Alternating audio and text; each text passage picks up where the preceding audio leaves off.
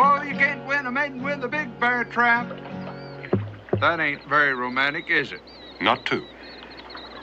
I've been paddling for 2 days, and I ain't coaxed a tune out of this thing yet. You think that's going to give you an edge with the ladies?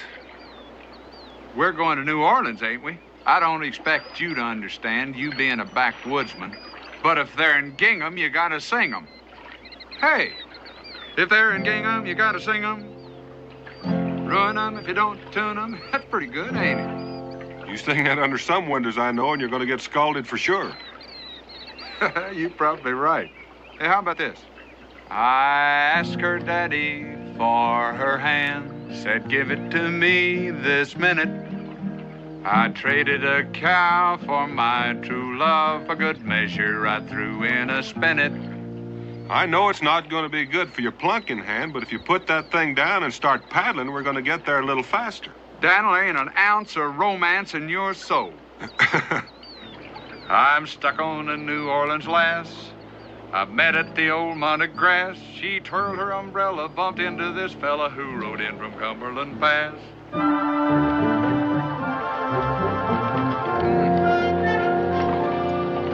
This is really someplace, isn't it, Daniel? Thank you. Sure is, Josh.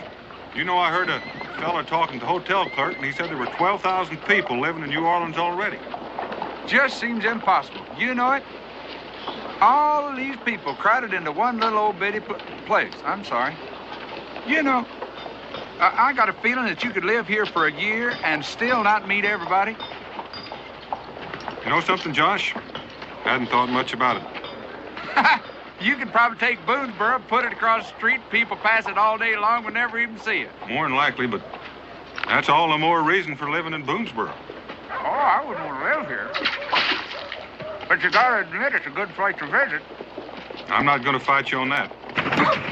Oh, lady, be careful. Where are you going? Clemente, monsieur. It's those cutthroats who are following me. Now, do you permit me to... Wait, now that's nothing gonna happen to you as long as we're here.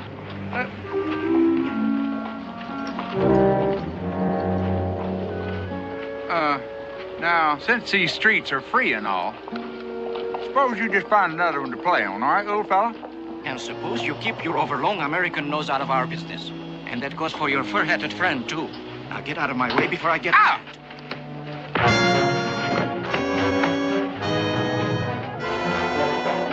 He's busy. Try me. Lemouche! Lemouche! À bientôt, America. Just when it's starting to get good, too, huh, Daniel? That big one's got a head of cast iron. Wonder why they ran off. I don't know, but I'm sure glad he did. She's gone, too.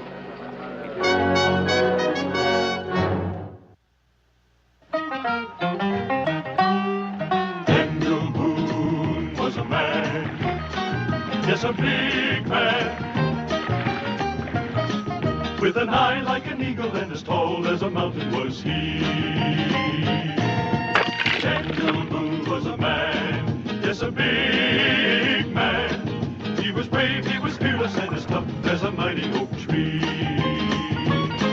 From a coonskin cap on the top of old and to the heel of his rawhide shoe, the rippin'est, roaring'est, fighting'est man the frontier ever knew. Daniel Boone was a man, just a big man, and he fought for America to make all Americans free. Daniel Boone.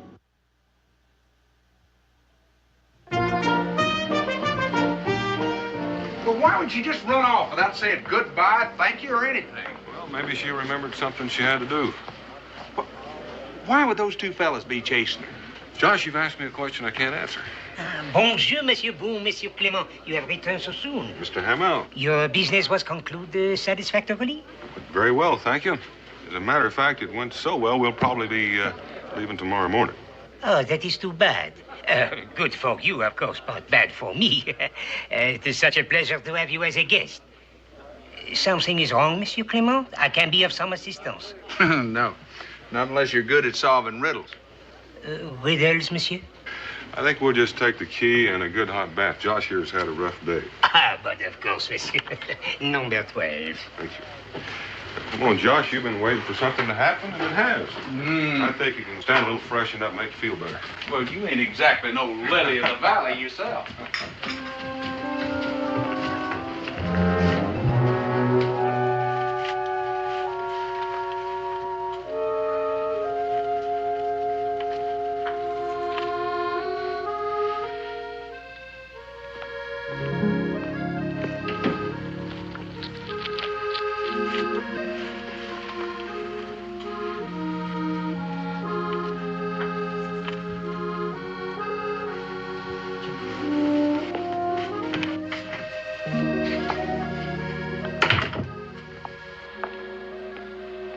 She's in room 11.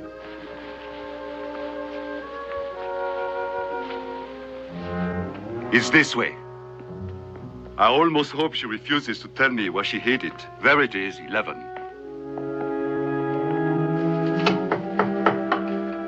Mademoiselle Jaunet, this is the proprietor. I have some lovely flowers for your room.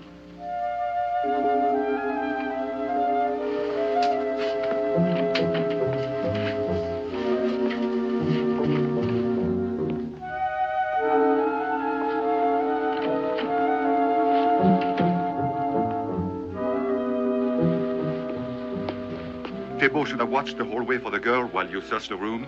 No, help me search the bureau drawers.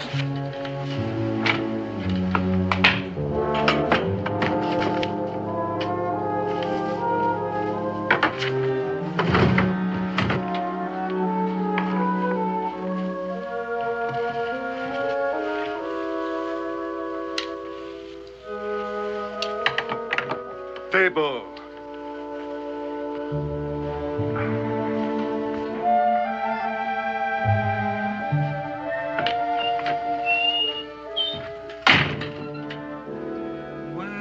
Well. Monsieur, If you don't beat all, just when I thought I'd never see you again and you turn up. What'd you ask the man at the desk from... Wait a minute. I don't remember giving you my name. Oh, no, monsieur. But I asked him for the handsome young American. Well, I ain't gonna quarrel with you. I might say there's something wrong with your eyesight. But, oh, I'm sorry the way I look. I just stepped out of the tub. Oh, please, monsieur, Clements. Josh Clements. Monsieur Clements, I will return later. No. You don't have to do that. You just stay right where you are, and I'll get over here behind this whatchamacallit. And, we can go right on talking. Yeah, I was saying to Daniel, that's the fella who's with me this morning. I said, it's kind of a shame the way you had to run off. I kind of thought, well, you know, you're in New Orleans a couple of days, and you sell your skins, and you kind of like to meet folks. And, you still there? Oh, oui, monsieur. I'm still here. My name is Eugenia. Oh, that's a pretty name, Eugenie. Merci, monsieur. You can call me Josh. Oh, Josh. I hope you never run into them fellers again. I mean, I hope they didn't run into you. Oh, no. What they won't. I mean, not that it's any of my business, but... Oh, but they're from my guardian. You see, I'm of age, of course, but they do not want me to receive my inheritance. Oh, that's too bad. You need any more help, though, you just say the word, Eugenie. Oh. Maybe I can go talk to him. I mean, your guardian. Oh, that's very kind of you, monsieur. But only what I would expect of someone so gallant. Well, I didn't do anything that anybody else wouldn't have done. Ah, you look so handsome. I do? Mm. Like I said a while ago, I think there's something wrong with your vision, but there ain't nothing wrong with mine. And you sure are... I mean, that's a pretty dress. Merci, monsieur. I have so much to thank you for. Not only your compliments, but the way you so gallantly defended me. Anytime. I bet if we looked, we could find a nice place to have some lunch. You know that? Look what we have here, Thébault. The interfering backwoodsman. Just to make things a little more even. Listen, American, we have no quarrel with you. The girl. You mean the one you was chasing this morning? Well, you're gonna have to look someplace else. I don't keep her in my shirt pocket. Now, this rifle's getting heavy. Either I'm going to use it or I'm going to put it down. The decision's up to you. Good thinking. Oh. They're gone. Everything's all right. You were magnifique, Josh.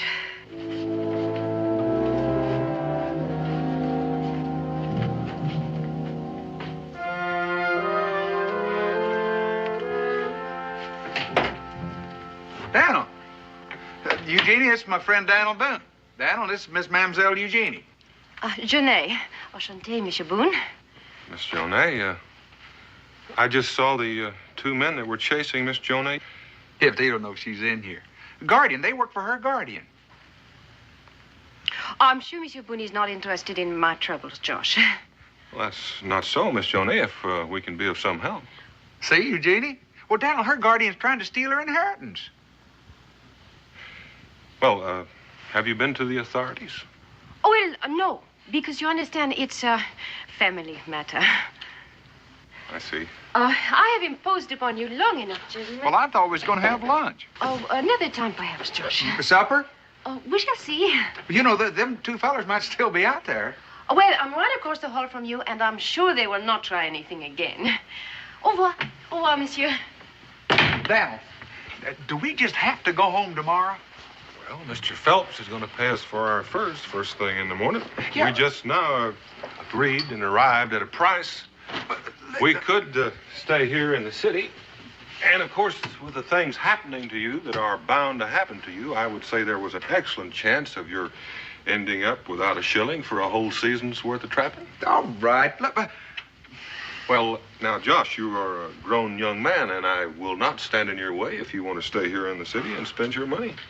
oh, Boy, she sure is a pretty young thing, now, isn't Yes, she? she is. Man, see, the way she talks and acts, you just feel like you want to help her. Mm-hmm. You know what? I might just sing her a song tonight. But I'm going to do some tuning first. This thing don't sound right.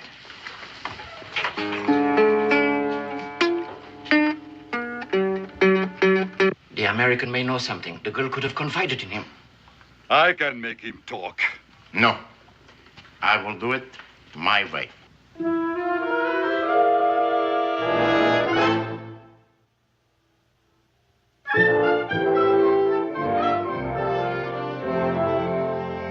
Where are you going, my pretty little miss, my little brown-eyed daisy? If I don't find me a young man soon, I think I'm going crazy. A rink-tum, mink-tum, dee-dee-dee-um. A rink-tum, mink-tum, doo-dee. Would you mind telling me something? How do you expect to go out and eat and see the sights in your bare feet? Well, I don't, but I do expect to get a good night's sleep. Daniel, what's got into you? How often do you get to New Orleans anyway? Where's your spirit of adventure? Over in Mr. Phelps' store with the bales of fur that we toted in here. Now, you just going out and see the sights and sounds here in New Orleans, and I'm kind of sorry you got to do it by yourself. Oh, I don't have to do it by myself. You heard Miss Eugenie say she's going to have supper with me. Well, that's not exactly the way I recall it. Seems to me like she said, we shall see. Well, that's good enough for me. And don't wait up for me.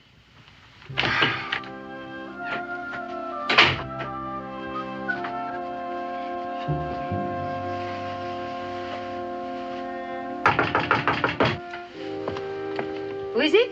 It's me, Josh Clements. You ready for supper? No, I have the mal de tête. Well, a headache. I'm so sorry. Oh, me too. Maybe if you got out and got some fresh air, it might make you feel better. Oh, no, I'll just lie down. Oh, but you go ahead to supper, and perhaps later I will feel more like going out. All right. Well, I'll be back in about an hour. All right.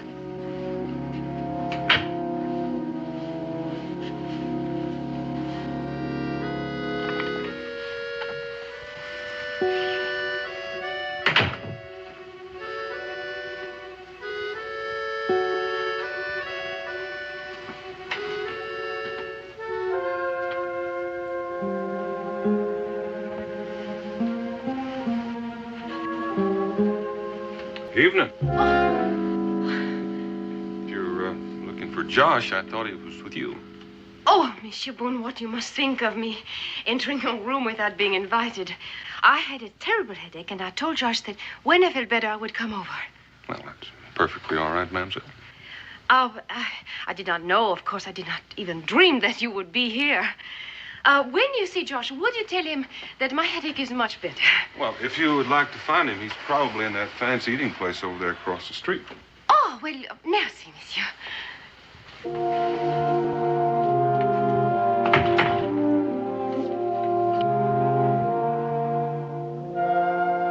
Well, I'm sure glad you got rid of that old headache so fast. Oh, well, they come and they go. It seems a shame that a pretty young thing like you ought to have to worry like that. Oh, do you think I'm pretty, Josh? Pretty? Why, you're prettier than dew on a whole field of daisies. No one has ever told me that before. Well, it's about time somebody did. Well, when one has been raised in a convent, the world seems so new. Sometimes I feel so helpless. You need a man to take care of you. Ah, but who can one trust? My Mother Superior told me about men. Well, there's all kinds of men, you know. But you are different, Josh. But I have no right to take up so much of your time. You did not come to New Orleans to become involved with me. Well, that's been the nicest thing about all of it. Hey, why don't we see some of New Orleans? Ah, there are cafes and bistros right down the street. Well, let's go. After we finish our dim toss. Oh, I couldn't eat another bite. I'll just drink my coffee.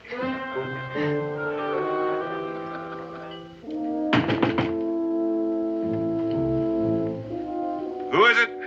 Police, monsieur.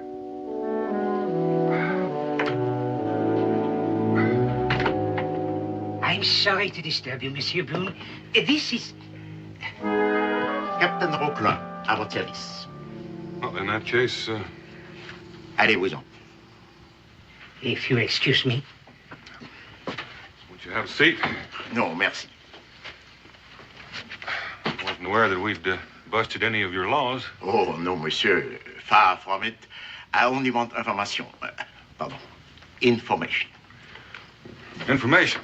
Information about what? You have heard of Benvenuto Cellini?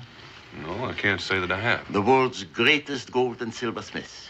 Born 1500, died 1571. Today, his smallest work commands a fortune. A fortune. The Cellini pendant belongs to His Majesty Louis of France. It is fashioned of diamonds and pearls and gold. It was stolen from the royal collection 2 months ago. We traced it here to New Orleans. Worth a lot, is it? Conservatively, 100,000 of your American dollars, 400,000 francs. A tidy sum, no? Yes, it is. But I don't see what... We have reason to believe that one of the thieves who brought the Cellini pendant to New Orleans was a woman who calls herself Eugénie Jaunet. You know her. No. Met her. Are you going to arrest her? Our interest is first and foremost recovery of the Cellini pendant. And alas, the Jaunet woman had accomplices. 2 men. One taller than me, the other much shorter. Exactly. You have seen them. Well, you could say that.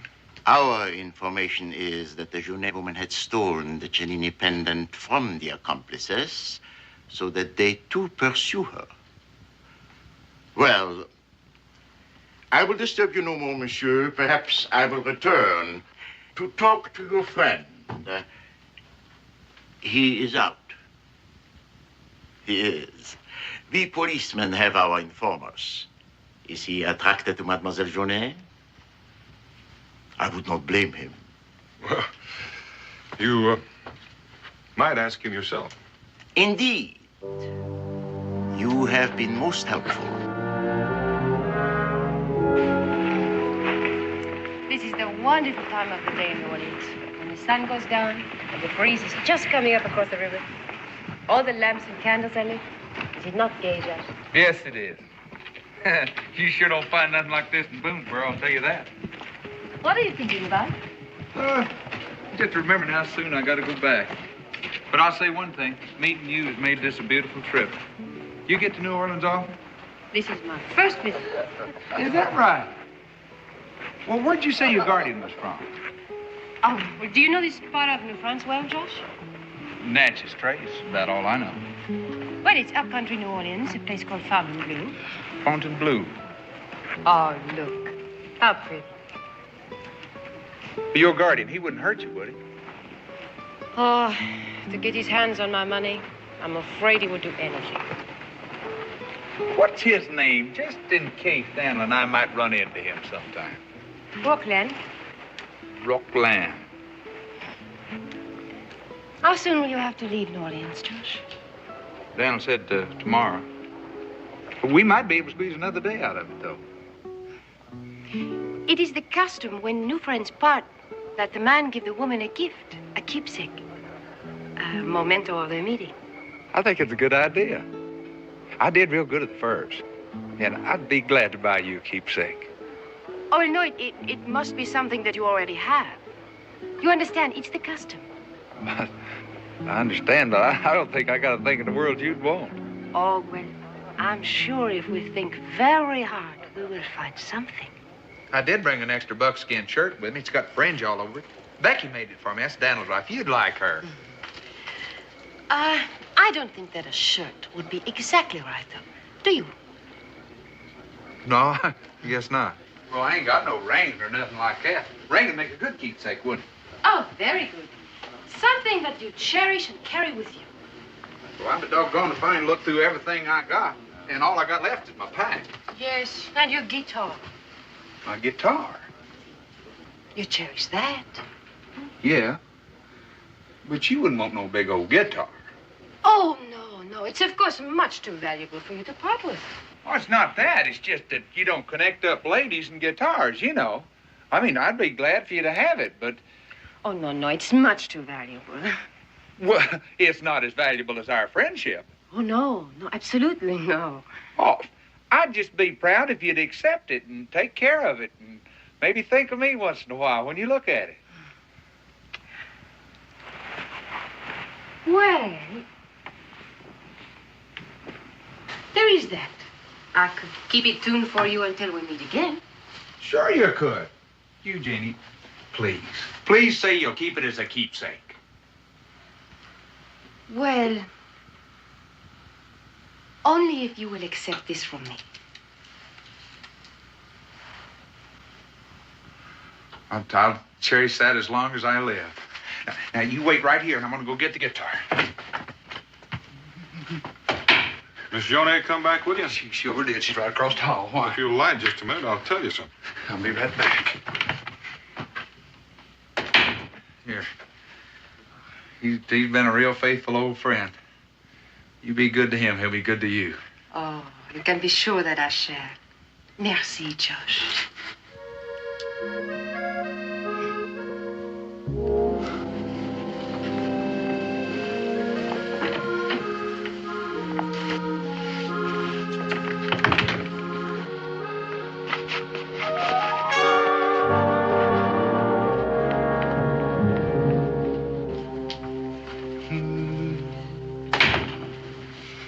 Josh, we got some talking to do. Anything you say, old friend. Where'd you leave your guitar? Miss Eugenie has got it as a keepsake. You packing already? I thought you said you're going to get a good night's sleep. Josh, some things have happened, and I want us to get an early start first thing in the morning. Not before breakfast, my good friend, because me and Miss Eugenie got an appointment. Josh, sit down. I'm going to do some talking, and I want you to just sit there and listen. Now, while you were gone, I had a visitor. Daniel, I don't believe it. I don't believe a word of it.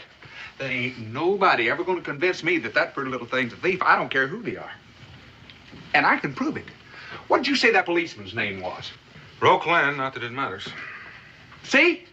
He isn't a policeman. That's her guardian, the one that's been trying to steal her inheritance. I can prove it. Come on. You'll see how wrong you are. That's funny. Eugenie, it's me!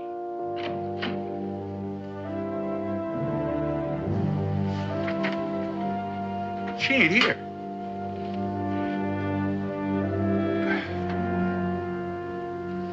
Wherever she went, she wasn't too interested in taking her keepsake with her.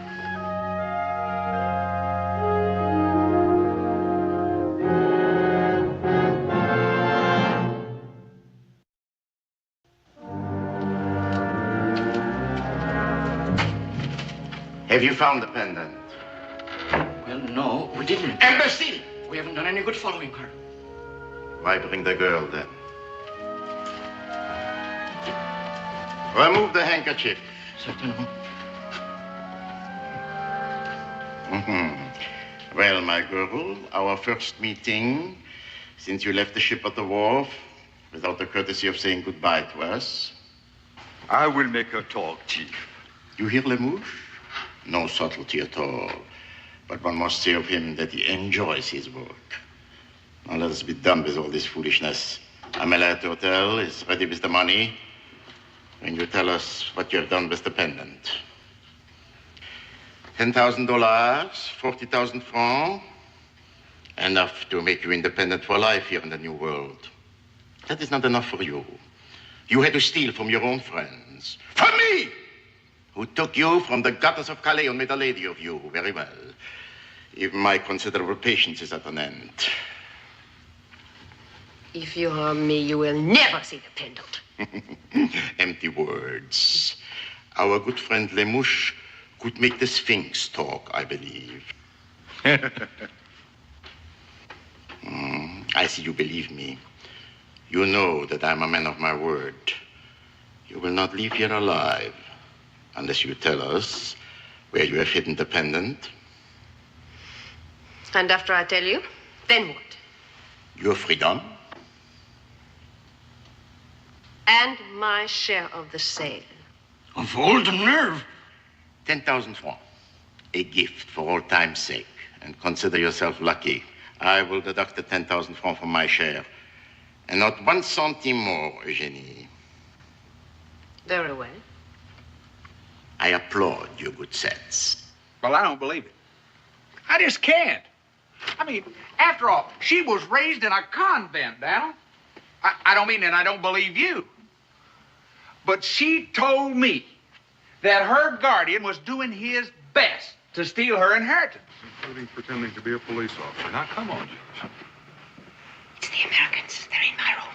If he were her guardian, why would he want to pretend to be somebody else? And another thing, where is she? Where did she disappear to? I don't know. Right now, I don't know much of anything. I will get rid of them, but let me go in alone. Eh bien, but remember, no tricks.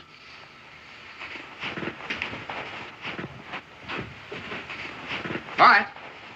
All right. You get that policeman to tell me that himself, and I'll believe it. I'll do that the first thing in the morning.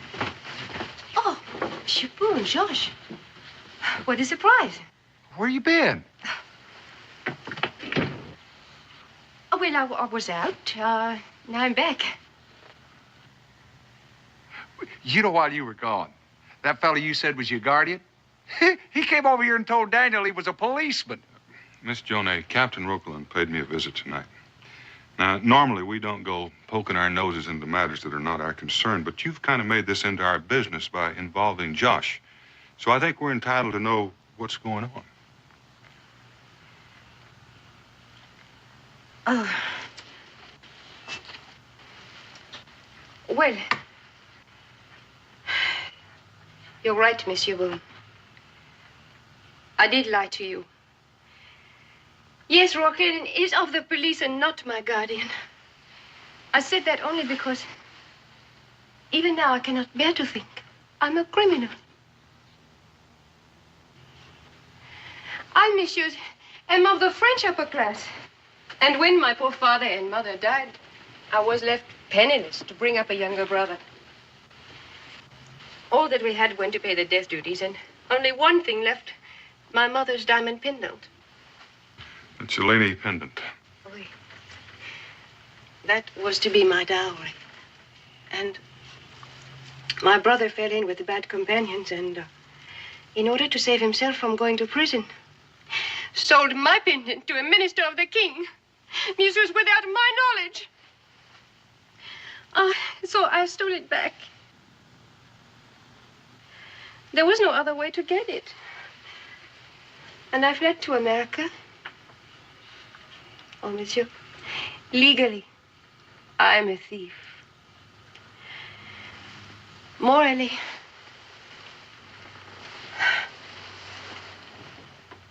that is my story. Well, I believe you. And I'll just be doggone if that makes you a thief. I mean, after all, it was her property, Daniel. Captain Rockland said that the pendant was stolen from the royal collection. Oh, oui, but in France, monsieur, everything ends up in the royal collection. Well, what do you intend doing with the pendant? Well, I didn't know. I did not even think. Well, Daniel, you believe her now?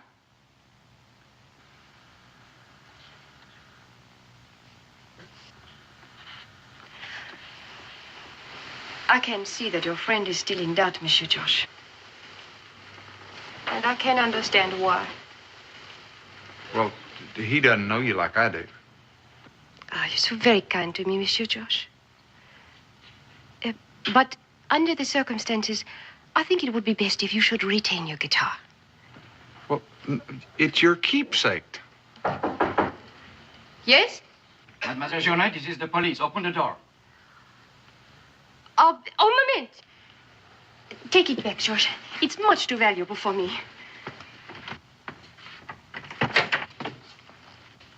Ah, Monsieur Boone, we meet again. This gentleman, your companion? Josh Clements. Captain Roquelin, Paris Police. Them two, they police too? They are, monsieur. Oh, yes, I understand. There was a slight, comment dit-on, altercation. Well, there wasn't nothing slight about it. Interrupted was more like it. Why wasn't they in uniform before? We do not wish to advertise our presence, monsieur. Theft from the government is a matter of some embarrassment. But now, this is an official visit. You understand. An interrogation of Mademoiselle Journet. Well, monsieur, you will wish to return to your room. It is late. You sure you don't want this for a keepsake? We'll discuss it later, Josh. Good night, monsieur. If you need me for anything... Good night, Josh.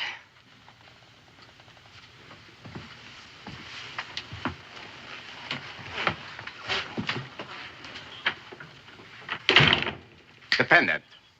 And do you have the 10,000 francs? The pendant, quickly. Of course. We looked there. We went through all the drawers. But you did not look above.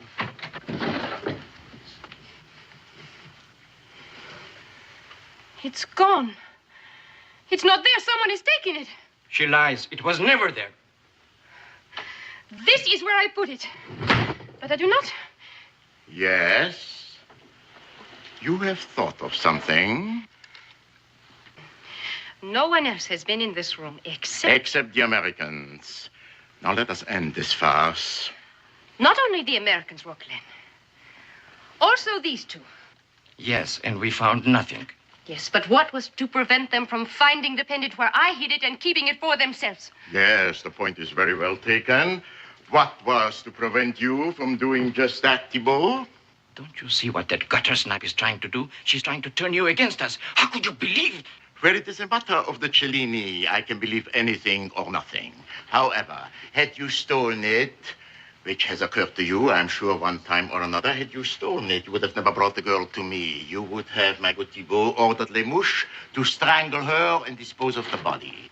No, you must believe me. I did not trick you. No, you did not trick us when you ran from the ship, or ran from these two, or told fairy tales to the Americans, or lied when we finally caught you. I told you, you should have let me have her. Les Mouches is right. I should have let him have you. But you wouldn't. You couldn't, Rockland. 1 hour ago, perhaps I couldn't, but now I can. And I shall enjoy it. No! I will scream! I will rob the hotel and tell them that you're not the police! Since the owner of the hotel is himself a receiver of stolen goods, I do not think it will matter. But please do scream if it will make you feel better. One scream is all the mush will permit, I imagine.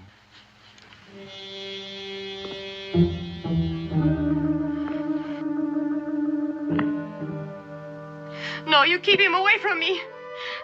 You've got to believe me, Raquel. You've got to. I did not lie to you. I showed you where I put the pendant. Attendez, Lemouche. Then who removed it? The nosy American, the one she calls Josh. No, it was the hotel proprietor. More lies. He's buying the pendant. Why would he? Why not?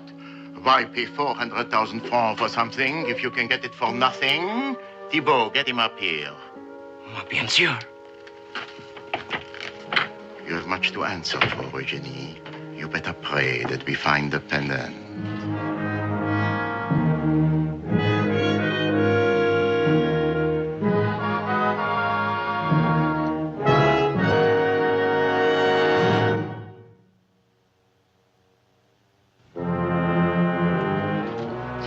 Roquelin, would I steal from you? Why not? If you knew I had the pendant. No. He lies. He would steal the eyes from his own mother for gain. Lemouche, make him talk. She's the one who lied, believe me. Silence! You knew that she had stolen it from us. You knew that when she came here, she was hoping to make a separate deal with you. But she never approached me, I swear. Don't let him hurt me. Don't let him hurt me. Lemouche, let him go. You believe him? Thank you for your faith in me. I have faith only in her greed and in your cowardice, which in your case outweighs her greed. I have no dignity. I steal, I overcharge, I lie. But when it comes to fear, I am a man of complete honor.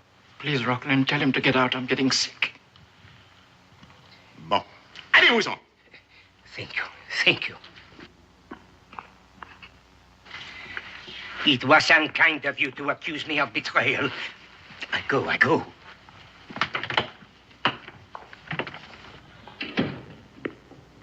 Now what? I have been thinking. Perhaps we have been underestimating our little protégée. She was extremely anxious to get rid of the bumpkin's guitar. Can you think of a better hiding place? Monsieur Clements, open the door. It is the police. Open the door, police. I'm coming.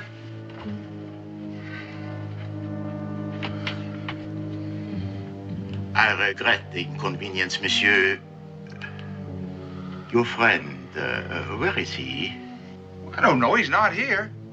What do you want me for? What are you doing with her? It will be necessary for you to accompany us to the prefecture. What?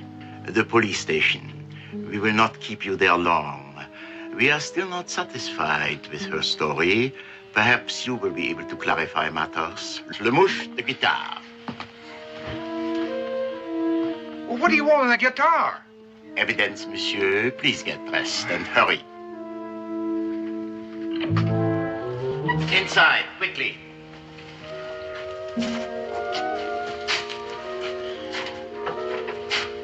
This don't look like no... I was right. You're not police. Bravo, Monsieur Clements. You're not her guardian either. Heaven forfend, no, Monsieur Clements. Call a seeker after truth. Wouldn't seeker of the pendant be a little more like it? I don't know where it is. Ask her. She'll tell you. The young lady is most reticent on many points, monsieur. Chief among them, of course, the whereabouts of the pendant. It is my thought that you have been closer to it than you realize, if indeed you are the innocent you would have us believe. Now, why don't you cut out all that fancy talk and tell me what I'm doing here and what you want with my guitar? The answer to the first question will depend to a great extent on the very instrument, American. Lemouche, the guitar.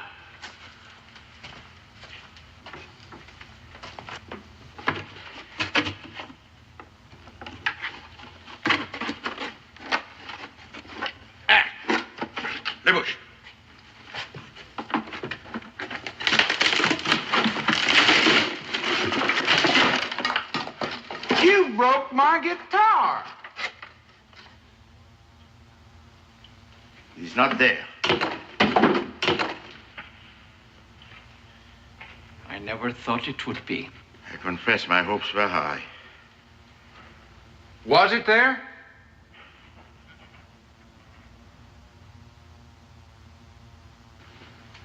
Rockland, your hunch was right. But somebody beat you to it. Her. No. No, I swear. I did lie to you before. I put it in the guitar, not the chiffonier, but I did not remove it. I could not. There was no time. You must have really had your fun making a fool out of me. Keepsake. A boob. What a flop-eared, ox-headed boob I am. Rockland, I say it again. It's her. Nobody else could have known it was in the guitar. Nobody else had the chance to take it out. Your logic is irrefutable, my dear Thibault. Looks like a case of the biter gets bit, doesn't it? You stole the pendant, she stole it from you, and now somebody stole it from her. No, American. She merely removed it from one hiding place to another. All roads lead to her. No. I swear. Of course you would do anything, but you have cried wolf once too often. I will give her 1 minute to tell us where the pendant now is. No, Josh, don't let them do this to me. 10 seconds gone.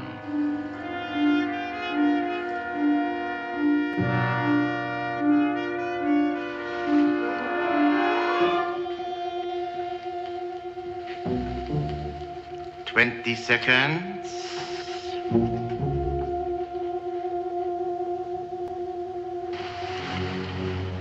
Tell your lackey to hand me his gun.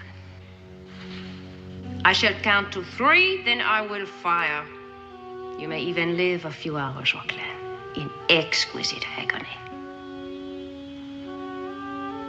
Thibault, do as she says.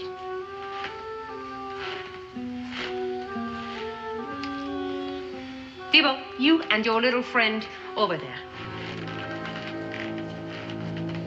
Good girl, Eugene. You too. Over with the others. Over there with the others.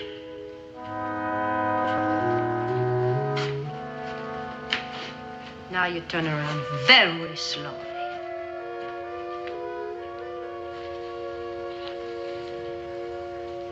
You were right, backwoodsman. You are, what do you call it? A boob. A fitting title for you. All this will be for naught. We will track you down. Indeed, Rockland. The New World is a big place. And when I find the pendant, and I shall because I now know who must have it, I shall be swallowed up as though I never existed. Au revoir, Bumpkin Josh. Hold it. Stand.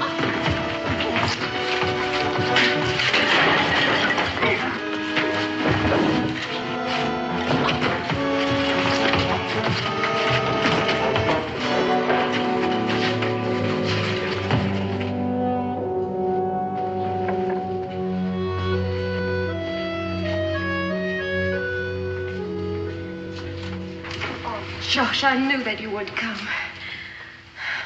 You have no idea how glad I am to see you. All those terrible things that I said to you last night. Of course, I didn't mean a word of it. But you know that, don't you? Of course he knows that, ma petite. Oh, but I had to say those things to make him believe that you and I had had a, how do you say, A lover's quarrel, no? I was afraid for you. They would stop at nothing. Look at them, those animals. Oh, you know that I will never be anything but grateful to you. And I will show you what my gratitude means once you get the keys. Hurry, my Josh, my gallant Josh. But be ever so quiet so you do not wake up the Claude who is sleeping so soundly there. Then we will get to know each other. Really know, Josh. Hurry, my darling. Hurry. Oh, I'd really like to get to know you.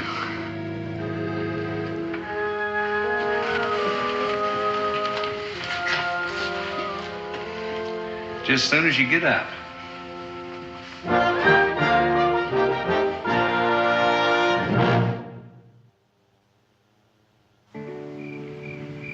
Satin piped, I heard him sing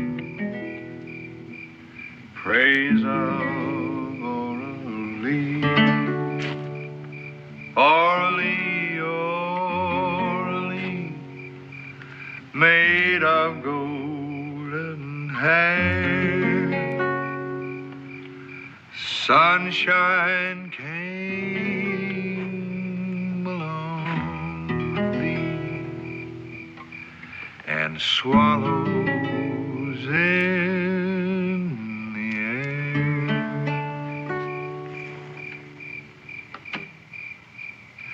Daniel, what made you think she hid that pendant in my guitar? Oh, nothing special, Josh. Everything in general. Caught her looking at it once when she didn't know I was watching. I reckon she seemed almost too good to be true. I didn't know what I was looking for or what I was going to do with it when I found it, but I kind of had a hunch it was going to be valuable. I thought I was a goner. Do you think she'd have really pulled that trigger if I'd have grabbed for that gun? I'm sure glad you didn't try finding out. Daniel, what do you really think of me? I mean, deep down. Well, I think you're slow to anger. But once you get mad, look out. Friendly, generous. Stupid, dumb, green. It's a green I could hide in short grass. Better men than you've been fooled by girls not half as smart as that girl back there in New Orleans. Maybe next time you'll be luckier. You might as well just forget it. It could have happened to anybody. It could have happened to me. But it didn't. It never does. And why, if you ain't smarter than I? Well, like I say, maybe I was just luckier than you, Josh. After all, I did get Rebecca to marry me. Although sometimes I can't really figure out why she did. Daniel, one more thing. That fella, the one that caused all the trouble. Benvenuto who?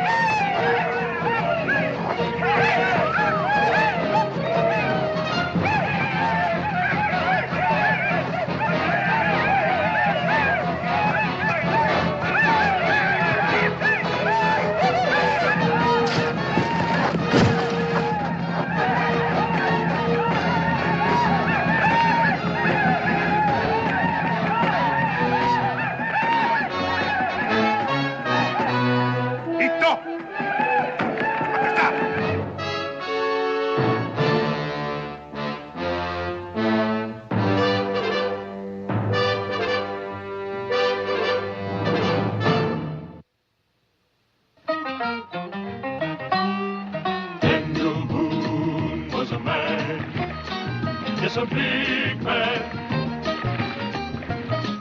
with an eye like an eagle and as tall as a mountain was he.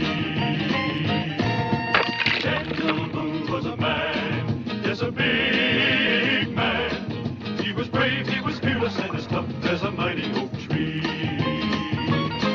From the coonskin cap on the top of old Dan to the heel of his rawhide shoe, the rippin'est, roaring'est, fighting'est man the frontier ever knew. Daniel Boone was a man, yes, a big man, and he fought for America to make all Americans free. Daniel Boone.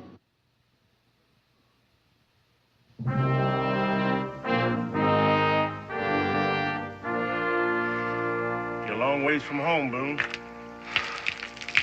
Not too far, old chief of the Tuscarora. You know my name. Use it. Which one? Gabriel Cooper or Thundercloud? You've become a legend among two nations. The Tuscarora are my people, and I have but one name, Kanawatchaquau. Yet your tongue stumbles over it yet. Is that what you came to tell me? No, I came to ask you to guide me through Tuscarora country. Great Daniel Boone needs a guide. How far do you expect to get? With your help, to Vincennes. You're asking me to do that? I figured a part of you was still Gabe Cooper. Maybe the best part. The part that hoed and planted for a smile? The part that ran behind a mule and teased gravel to turn green. And when it came sundown, bowing to some white man who'd soon scrape boot mud off my jaw if I was handy. Is that the part you mean, Boone? I'm talking about the part that ached to get free. And did. I won that for myself, did you? You're wasting your time, Boone. Get out while you still got your scalp. If I leave, it'll be with you, Gabe. I didn't take to sermons when I was a slave. And I didn't learn mercy, Boone. And call your braves. They've smelled blood out there. It would be hard. Then give your orders. You helped me get free. I owe you a piece of Gabe Cooper. I need that piece that wants what any man has a right to have. All right. I'll lead you through the country of my people, but no farther. And once we have reached its boundaries, I owe you no debt. Is that understood? A white man's custom. A Tuscarora needs no handshake to seal a bargain.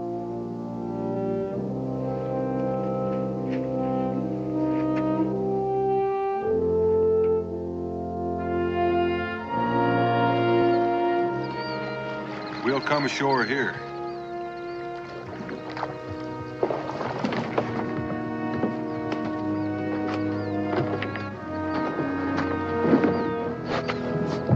Vincennes is north along this river. I know. We're going to pick up a detachment at Fort Putnam. That's Iroquois country. My promise was to get you through Tuscarora country. In about 5 days, an American flotilla going to sail up the Ohio River to flank the British garrison at Stover. My mission is to destroy the cannon on the bluffs of Vincennes.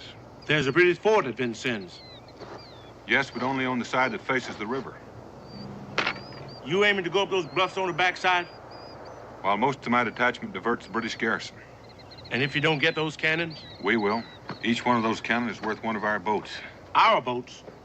American boats. You're a fool to trust me with this information. Am I? You told me a Tuscarora needed no handshake to seal a bargain. Well, we've got one. Now let's get started for Fort Putnam.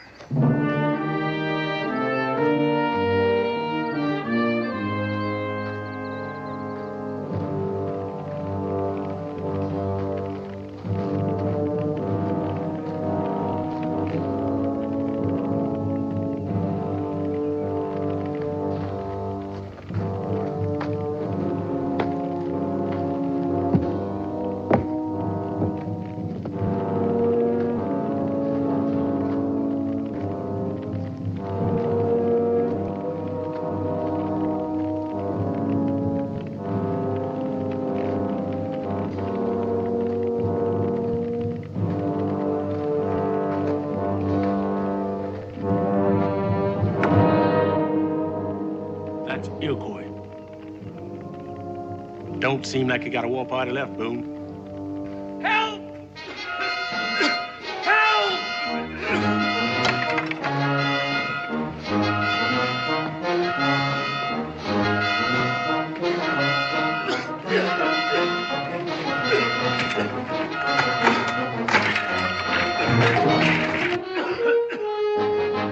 There's a powder cache over there.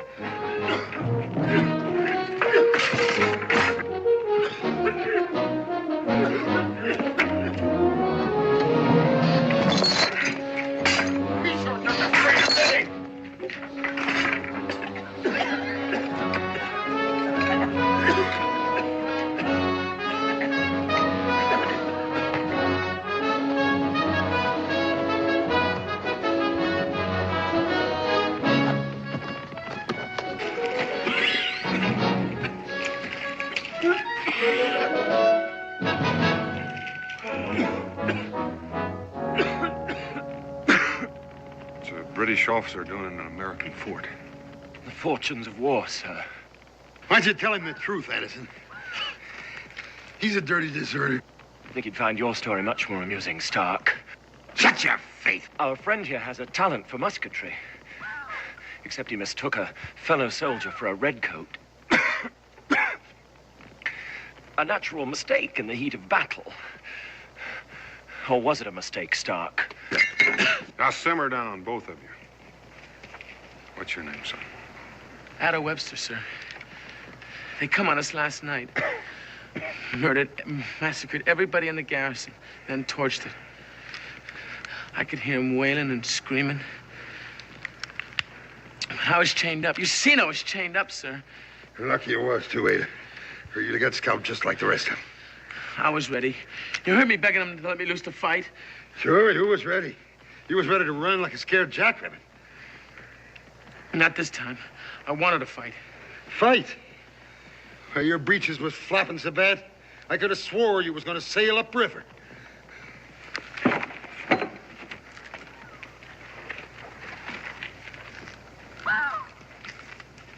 I'm a coward. War brings out the finest in us, lad. Well, I still thank Providence for saving my life. For what it's worth. It wasn't Providence that brought me. It just may have provided me with my complement. You still think you got a mission? We've got the powder.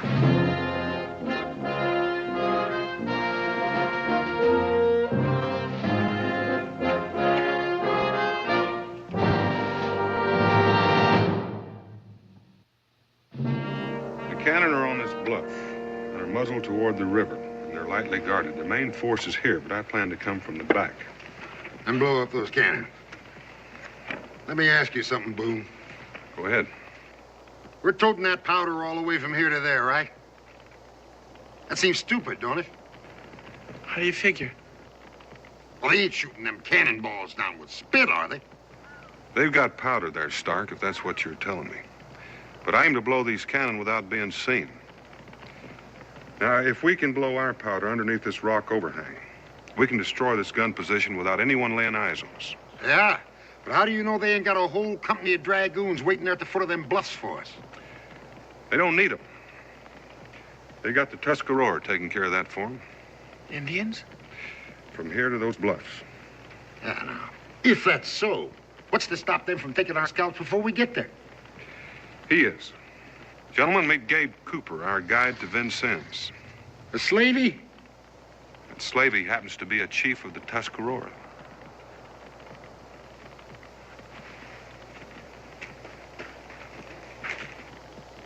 They run out of Indians? I'm just taking you through Tuscarora's country. Getting those cannons is the colonel's job. The colonials must be hard-pressed if they have to depend on trappers for their officers. Or prisoners for fighting men. But right now, I'm not choosing. Sorry luck, Colonel.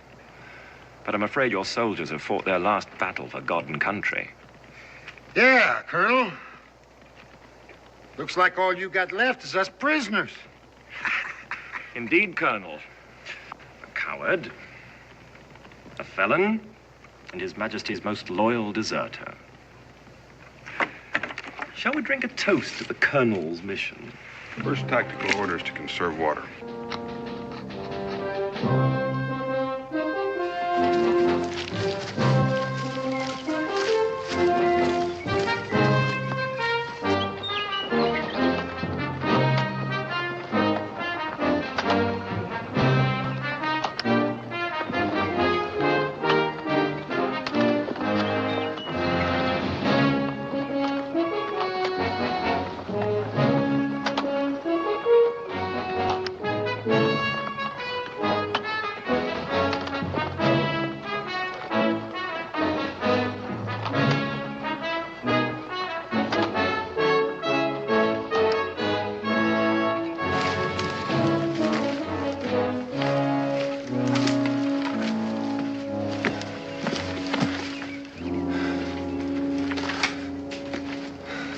What's the matter? You winded already? We've been walking since yesterday. You look like you can use some rest yourself, Stark. You just keep pacing, Chief. See if I'm not right behind you. Keep your voice down, Stark. I won't be treated like a beast of burden. As a prisoner of war, I'm entitled to certain rights. You're mighty testy about your rights, Addison. But since I didn't take you prisoner, I'm not going to worry about them. I'm just going to grant you the same rights the rest of us have. You don't look out, you're going to turn Yankee, Addison.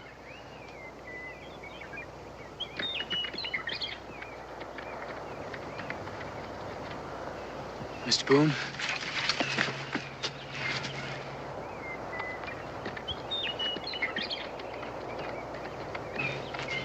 You could have had him. Bring the Mohawks down on their neck. I thought you said this was Tuscarora country. It is, but the Mohawk scouting parties are loyal to the British. Now, let's move. So we die of savages or starvation. Well, it doesn't matter to me. Listen, we're going to haul less powder. You feed us. I'm hungry, too. Right, here's some jerky and hardtack. You had food all along and didn't tell us. That's right, Addison. I held out on you.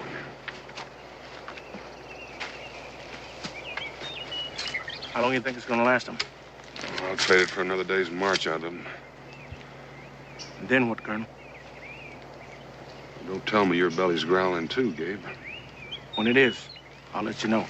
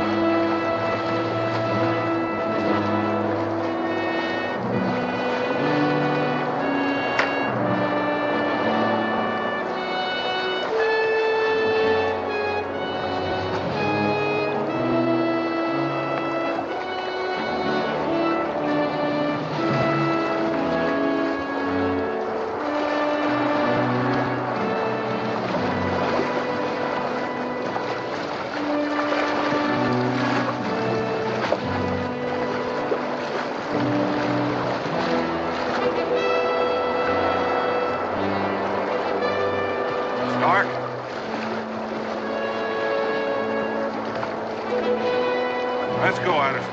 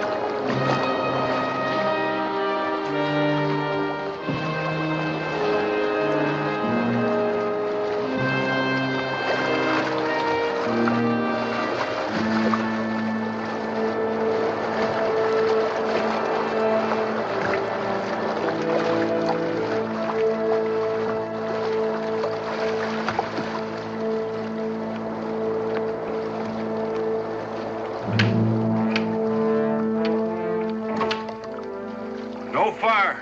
We're freezing. At least we'll get to Vincennes without the British knowing it. If we get to Vincennes.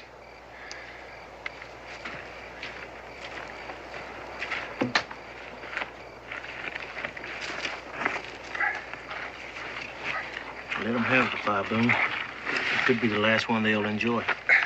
Sounds like you've got a lot of faith in our mission. The mission's got two parts. The planning and the making it happen. Well, what part doesn't suit you? What does it matter to you? Let's just say it does. All right. Right now, they're cold and hungry enough to just hate you. If you're lucky, they'll hightail it the first chance they get. If not, they might just get it in their head that you'll be easier to take than those British cannons. It sounds like that troubles you. Hey, Colonel, ain't you kind of forgetting I'm dropping out before we get there?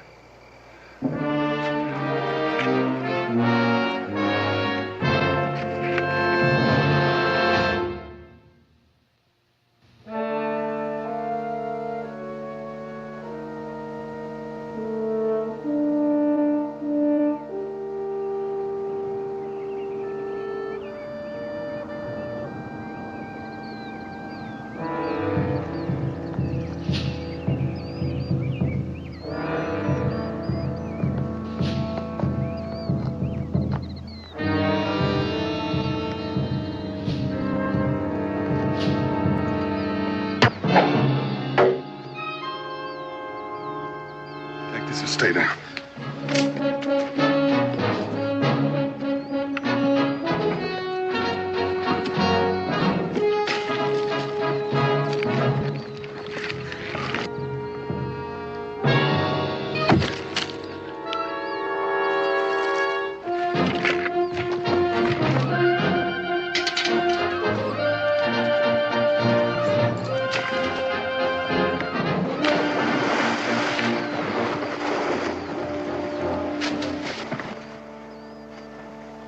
There'll be more, now that they know you're coming. They'll alert every British garrison from here to Vincennes. Unless you stop them. Lose time by doing it? You're worth 10 pounds of scalp to the Mohawk. What's the matter, Gabe? The war getting to you, too? I'm thinking of my own hide. When it comes down to cash, they pay the same for skin, black or white. What are we waiting for? You know what we're waiting for, to become cannon fodder for some harebrained scheme he's hatched. I trust him. He saved my life. You're gonna need that musket, laddie. It's not mine to turn over. You're not planning on giving us an argument, are you, boy? I might.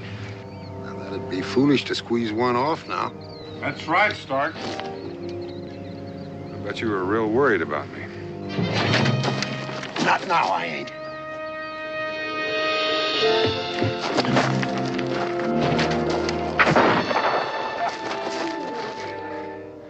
I'd like to see you buried proper. But you're too useful as a pack mule. You've been hit.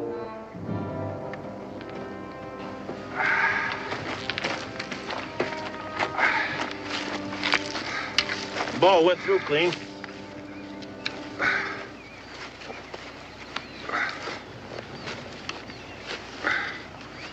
Is that enough glory for you? We're still pushing on to Vincennes. What are you trying to do? Win this war alone? I'm still going. Think you'll have them when you get there? All I've got. Mr. Cooper, are you insinuating that we would desert our wounded leader? I'm with you, Mr. Boone. Oh, you're a credit to the Continental Army. Ain't he, Mr. Addison? I salute you, Mr. Webster. That's good enough. Let's move.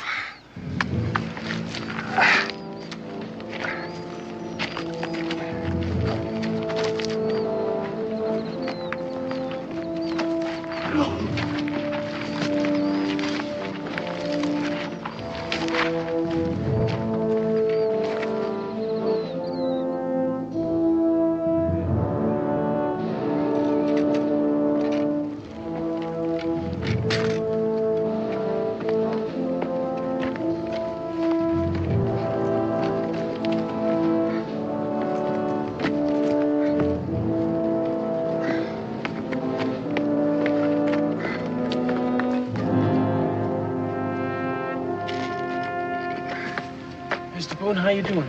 How's that leg? What are you doing back here? Your place is up ahead. Didn't you hear me? That's an order. The least you can do is let me change that bandage. I want it changed, I'll let you know. Now get back up there where you belong. I'm gonna change that bandage, sir.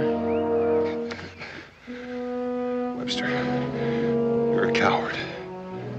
That's why you're hanging back, isn't it? You're not thinking about me, you're thinking about your own hide.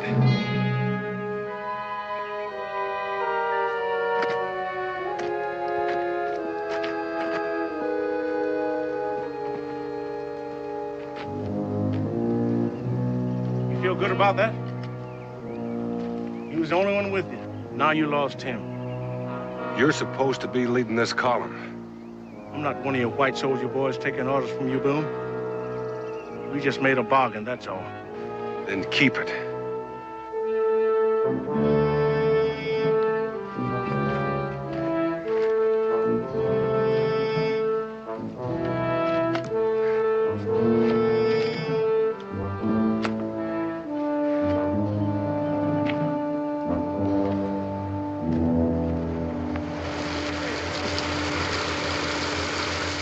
What is it this time? Arnie. Arnie. Tastes like acorns to me. I ain't grubbed this good since I swallowed roast hash and booze. I ever tell you about that time, Addison? Shut up. You know, you could tamp these into a cannon and blow up a fort. Ain't that right, Injun? Hey, think he's gonna catch up with us? I don't care if he does. Hey, Addison, out of here. Stop nursing the colonel.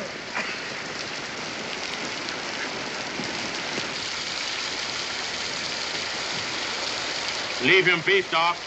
Hey, we could give him a proper burial if we had a drum and a fifer. I told you to leave him be.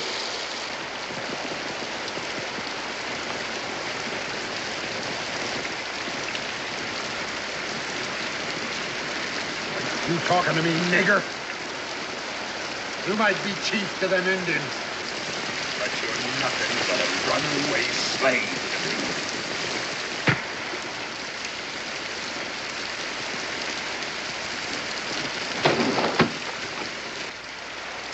Mr. Cooper, have you considered offering your services to King George III? Mr. Stark, as a temporarily displaced civilian, I'd advise you to sue for peace.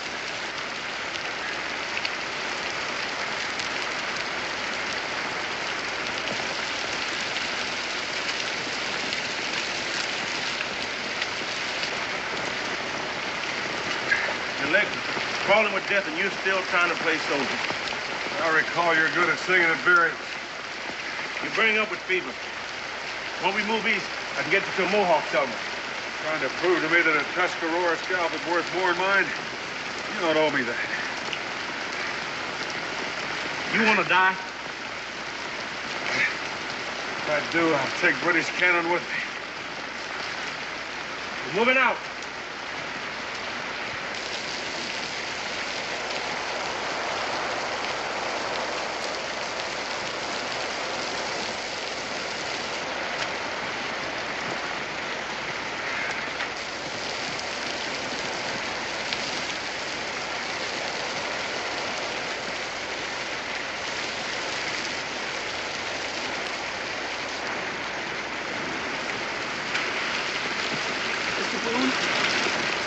Why did you come back? There's no one to follow. You've got Cooper. He says he's only taking us to the end of Tuscarora country. Only listen to what he says, boy. You got to keep an ear cocked when he's not talking to catch what he's saying. You're throwing away your life, sir. It's not worth it. Now, you listen to me. There'll be ships sailing up that river, manned by boys not much older than yourself. They'll be sailing right into the muzzle of those guns. If we don't take them, they haven't got a chance. Ada, they've been fighting for our freedom. We owe them that chance.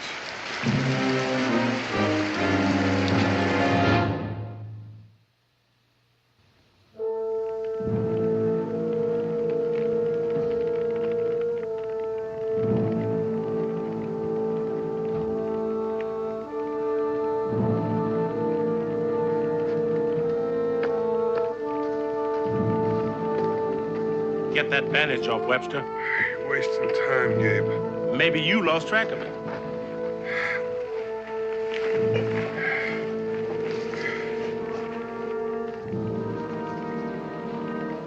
Loves.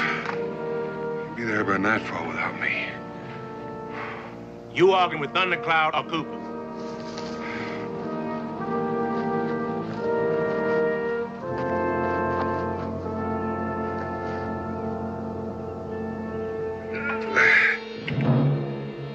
You enjoy that?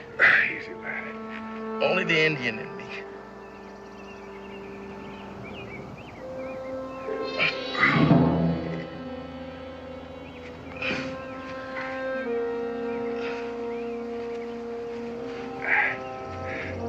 All right, you can bind it up again.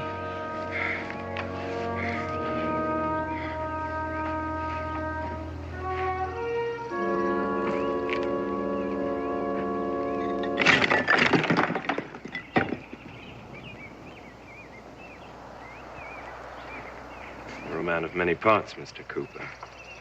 Don't tell me your loyalty has shifted. Loyalty? You've been a slave, Mr. Cooper. Something less than human in their eyes. And now you intend to scale the bluffs of Vincennes. For a white man. It's madness. Where's your loyalty, Mr. Edison? You got no faith? No flag? Is there blood in you? In the name of faith, flag, and blood, we've slaughtered since the deluge. There's more reasoning in tea leaves. Mr. Cooper, what do you owe them? Them?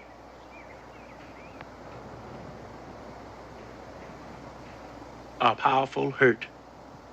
But then you can't eat off of it. You got to start with one man. Boone?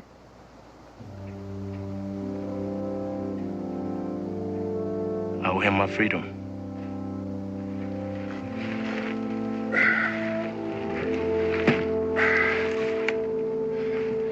Better get some rest. I'm gonna pull out when it gets dark.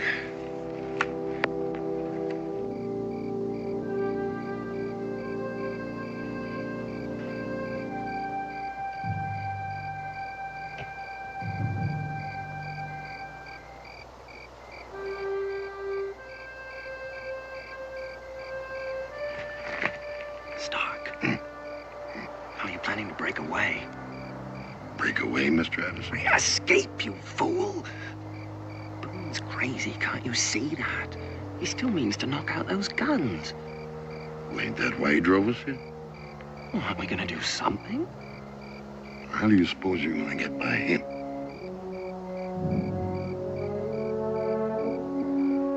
Well, the two of us ought to be able to... What? Take that musket away from him? You got no sense of strategy. Now, there's a lot of things can happen climbing a cliff. You follow my meaning, Mr. Addison?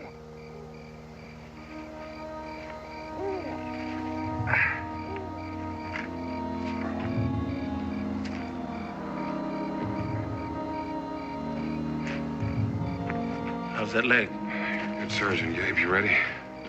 How about them? We still need him to tote the powder. At the point of a gun? Stark's still a soldier, and Addison's got no choice. Wake up, Webster.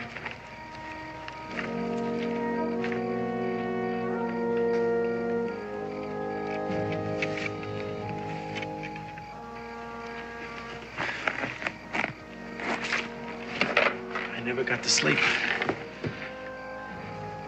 I was that. There's no need to take on a special shame for being scared. You aren't, are you? Body got a way of opposing what's inside of it.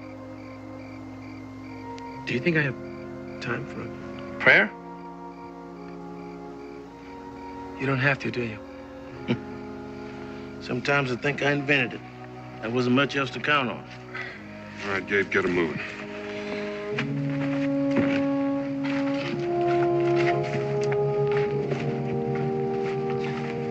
You're about to be blooded in battle, boy. I'm ready. He's ready.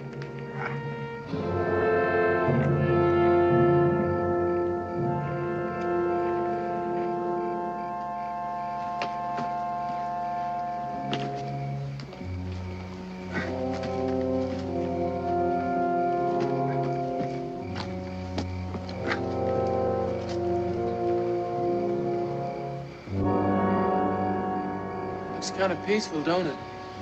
There's no sign of redcoats, if that's what you mean. Main force is on the other side of the mountain. You must imagine we British are fools. You're beginning to sound like a loyal subject to the crown, Mr. Addison. It's sheer lunacy to think we can make it up the face of that cliff. That overhang will protect us. I say you're a fool. We can dispute that on the way up, Mr. Addison.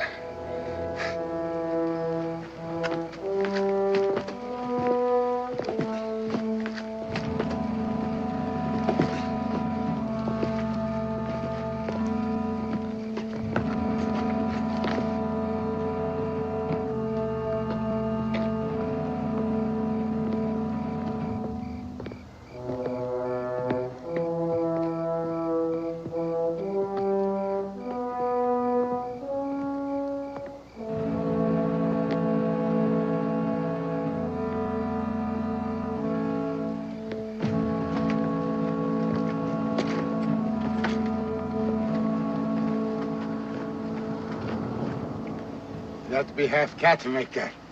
Oh, all cat.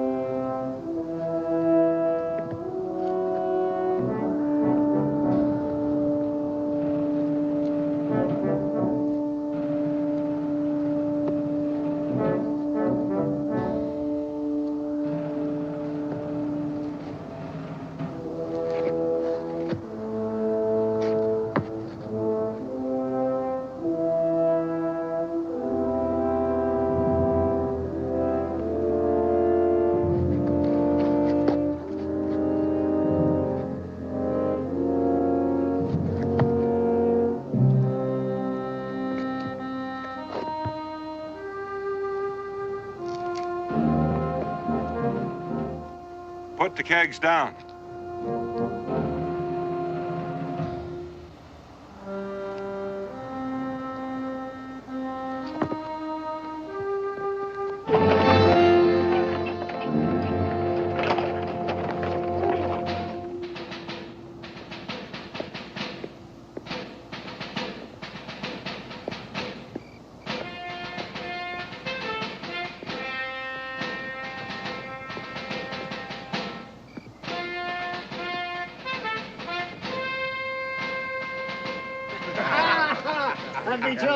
Hey, Robert, it's your turn.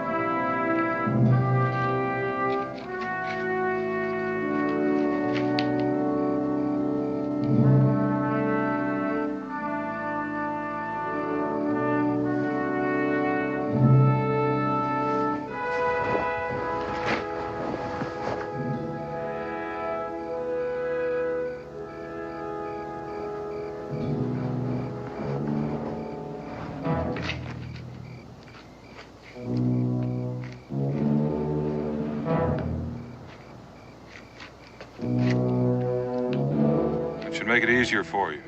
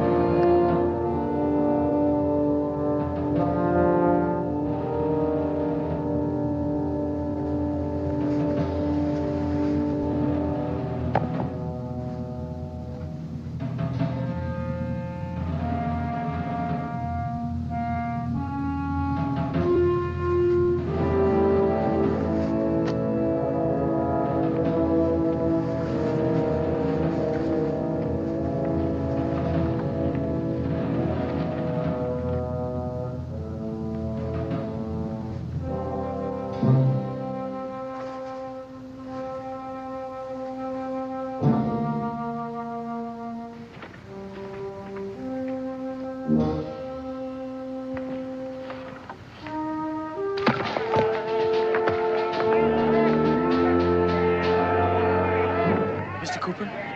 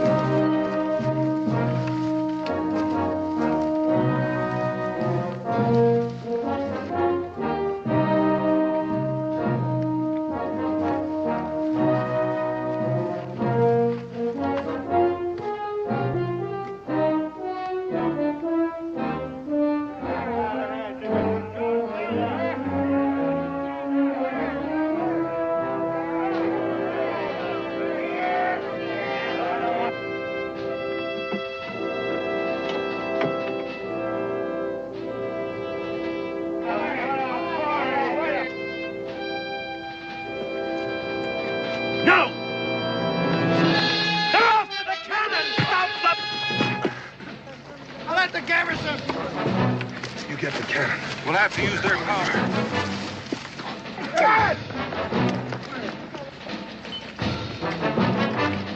Lots of powder! Blow up the powder!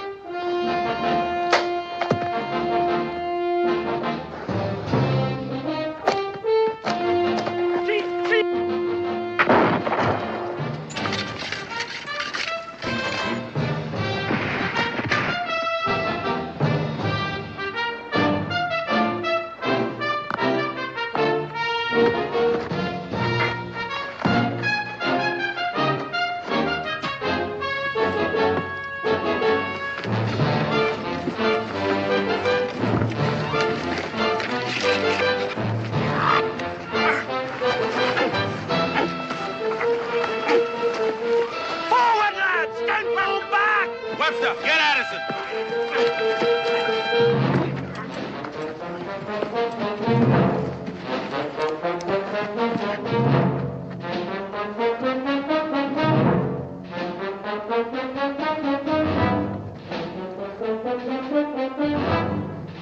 Don't fire, you'll hit Webster.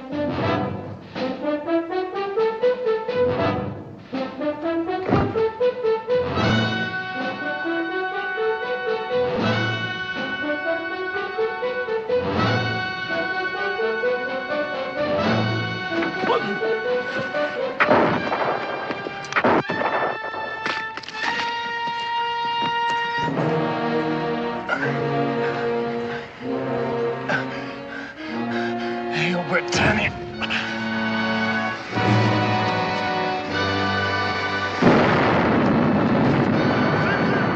Fall back!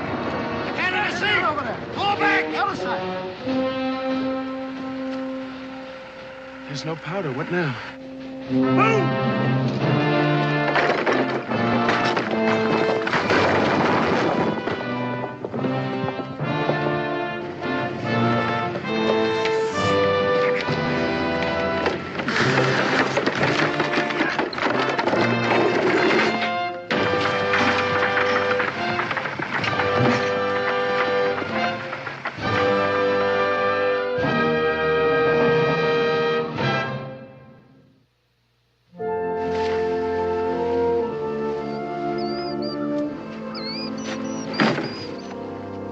I'll leave you.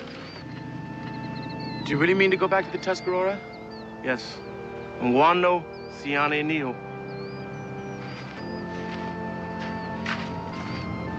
What did he mean? To share what we have shared is to live forever.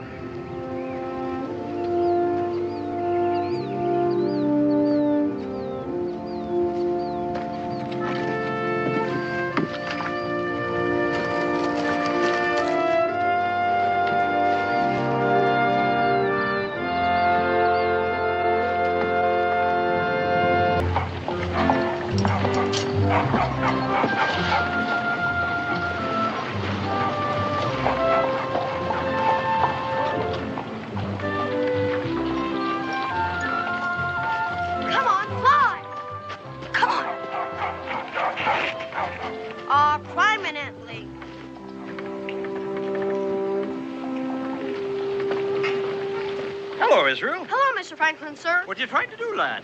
Make electricity, like you said. You need a rainstorm to make electricity. Oh, I forgot. It's been my contention, it's been my belief that perhaps tie a piece of metal at the top of the kite to help attract the electricity to it. Of course, I don't know what these experiments will lead to, but this might be something considerable. They may help to make a vain man humble. You wouldn't mind telling me the story again, would you? Well, if you think it bears repeating. Well, sure, if I'm supposed to make electricity. Well, I was too embarrassed to walk around Philadelphia carrying a child's kite, so I decided to take my son William with me. So they wouldn't think you turned childish. Exactly. Well, we tied a piece of metal to the top of the kite, put a metal key at the bottom on the string, and off we went into the country. So people wouldn't think. People wouldn't think that I had turned... childish. Exactly. Well, in the rainstorm, the string got wet. The electricity passed over it. The kite got up in the rain cloud. The electricity was attracted to the piece of metal. It came down through the string, touched the metal key at the bottom, and sparks. Exactly. As soon as it rains, can we make electricity? I don't see why not, Master Boone. Mr. Franklin, Mr. Franklin. Yes, Sally, yes? Oh, Mr. Franklin, the soldiers, they've come to the house. Calmly, Sally, calmly. Come along, children, come along.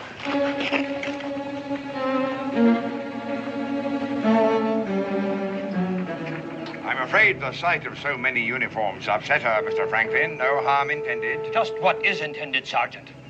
We've come to take your printing press away from you, sir. And if you try to stop us, my orders are to arrest you.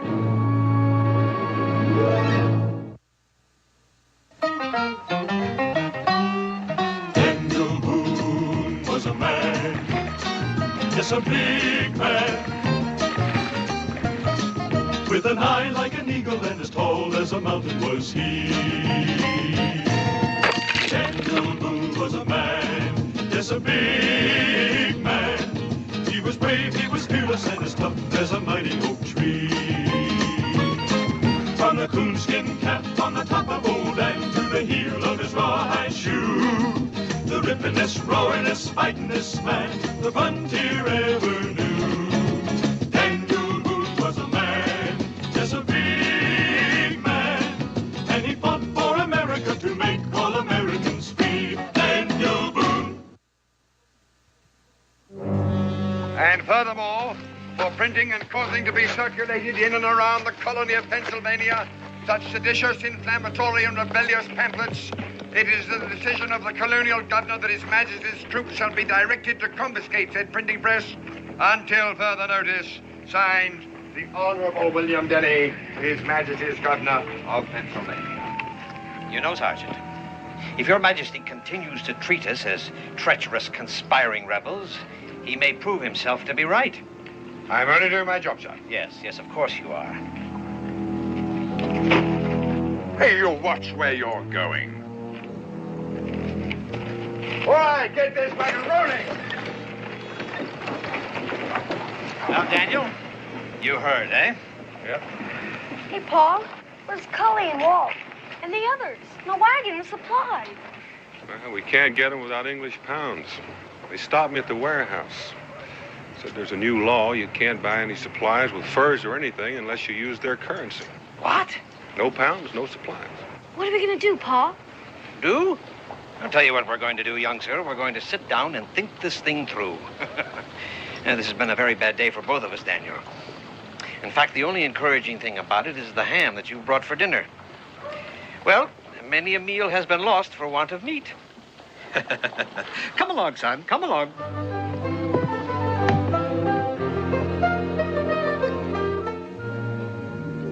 The outposts of the colony are hotbeds for insurrection and rebelliousness, which would be better off abandoned before they become arsenals for the rebel army.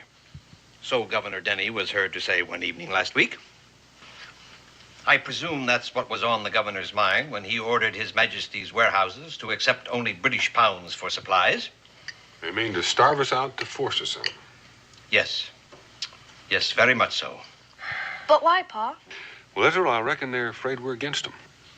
Well, it's utterly ridiculous, you see. Because on one hand, England won't permit us to manufacture the goods we need for ourselves, and... Why not, sir?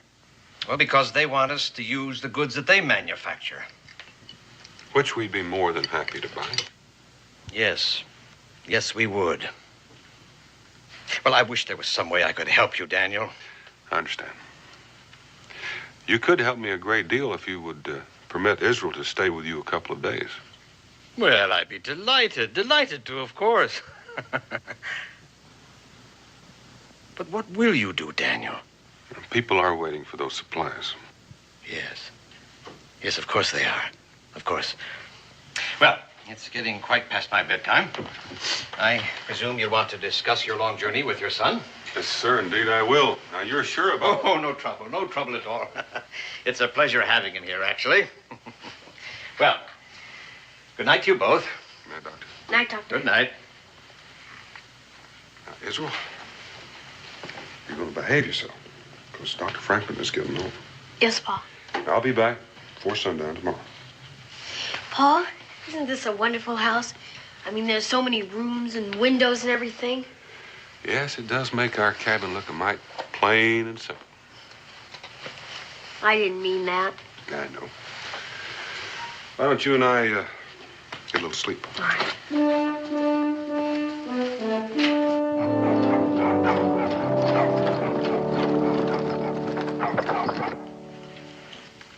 Give me it!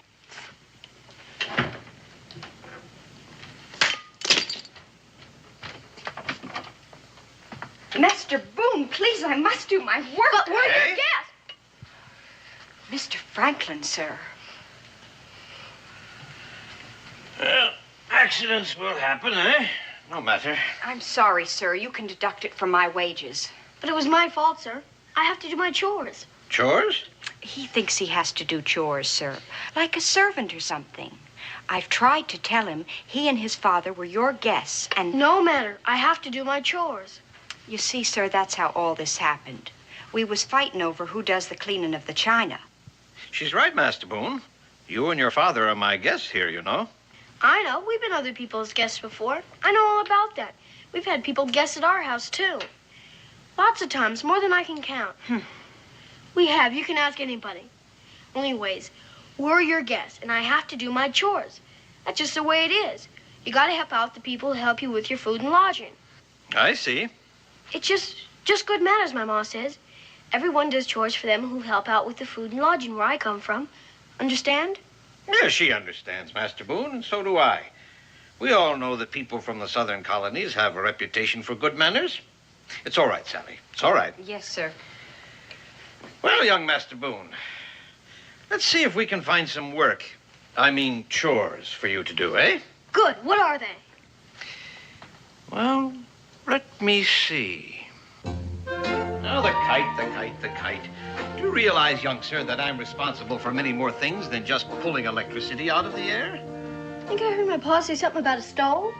Yes, I invented a great warming stove that circulated heat about the room. I started the lending library, the Philosophical Society. I founded the university. I was clerk of the Pennsylvania Assembly.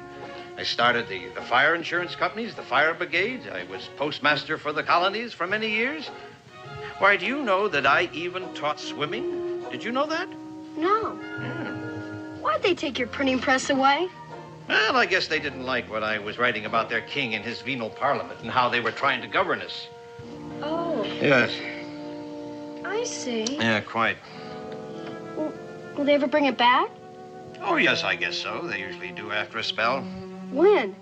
Oh, in about a month or two, I should imagine. Oh. You interested in printing, young Master Boone? Yes, this is where my printing press stood before they took her away. Her? Yes, the female pronoun is always bestowed upon man's favorite things, Israel, the things he loves the most and he cannot do without. A sailing ship is called she. She takes the waves gracefully, sailors are heard to say. A good carriage is she, a good rifle is she. And my printing press is as temperamental and as delicate and capable of doing beautiful things as is a lovely woman. But why? Well, you'll understand when you get older, son. Well, my press stood here, as I said, and they call it a press because, in fact, the blank paper is pressed up against the blocked ink, the same way that a wine press squeezes the juice out of grapes, or a cheese press... Wait a moment.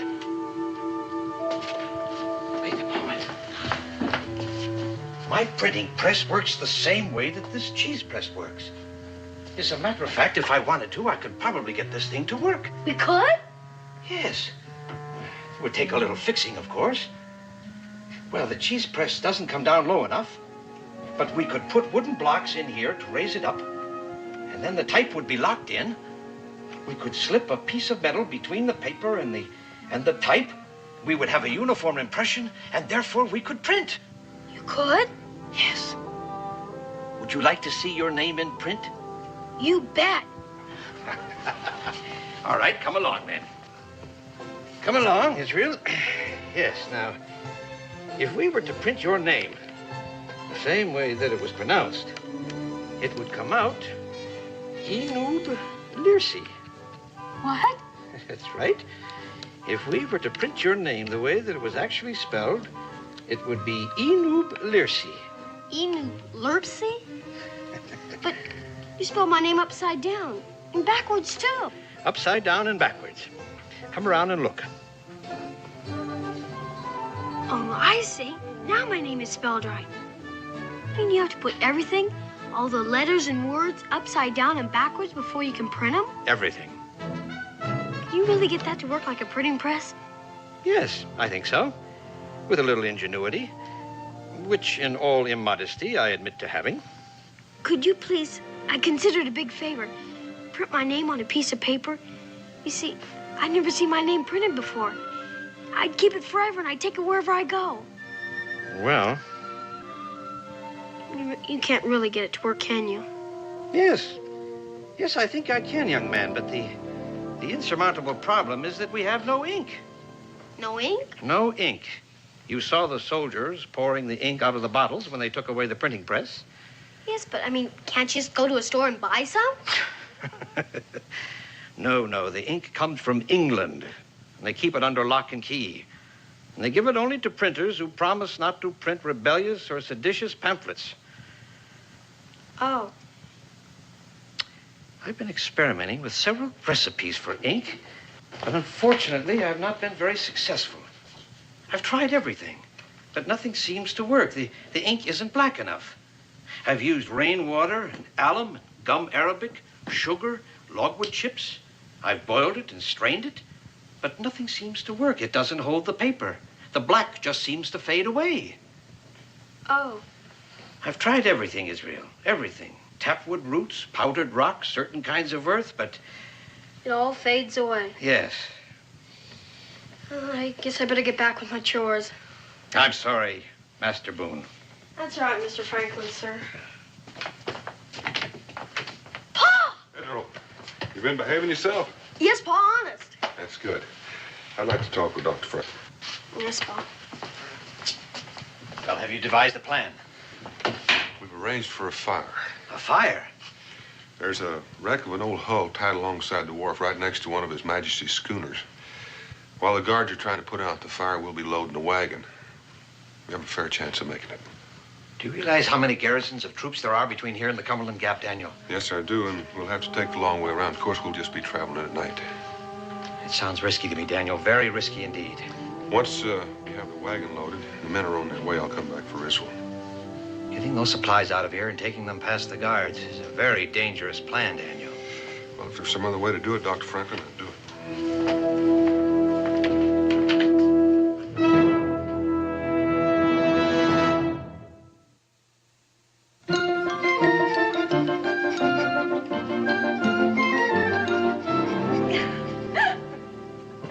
I shouldn't be laughing, I guess. It's my work you're doing for me, Master Boone, for which I thank you. Well, what have we got here, eh? Just doing my chores, Mr. Franklin. You seem to be doing more than your chores, young Master Boone. Well, now, he's able to do a full day's work, Dr. Franklin. Don't be discouraging him. Excuse me.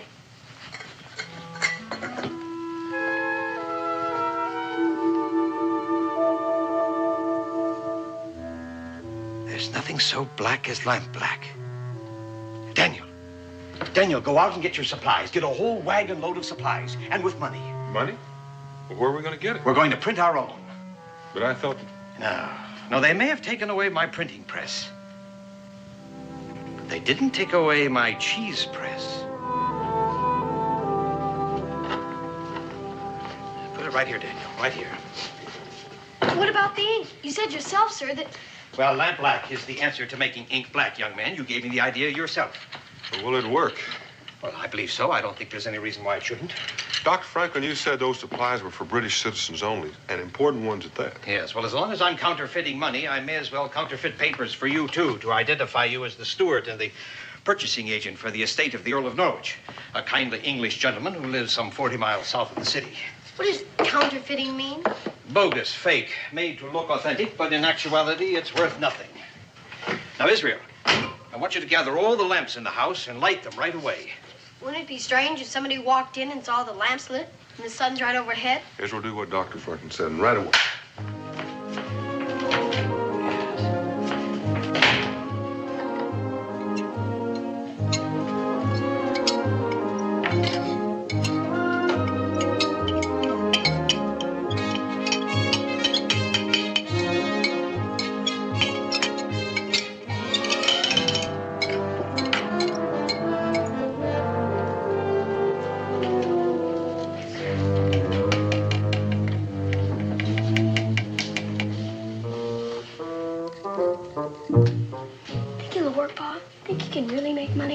What's that? What's that you're whispering over there, young man? Nothing, sir. Think I'm a foolish old man, do you, huh? No, sir. Huh? Don't think I can print money like this, do you, huh? Well... And don't forget, young man, I am the man who brought the electrical fire from the sky. Yes, sir.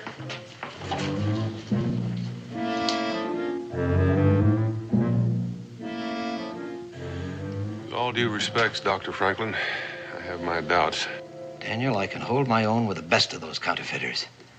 When I first learned the printing and engraving business, I copied and copied and copied everything that I could get my hands on until I learned how it was all actually done. But the ink...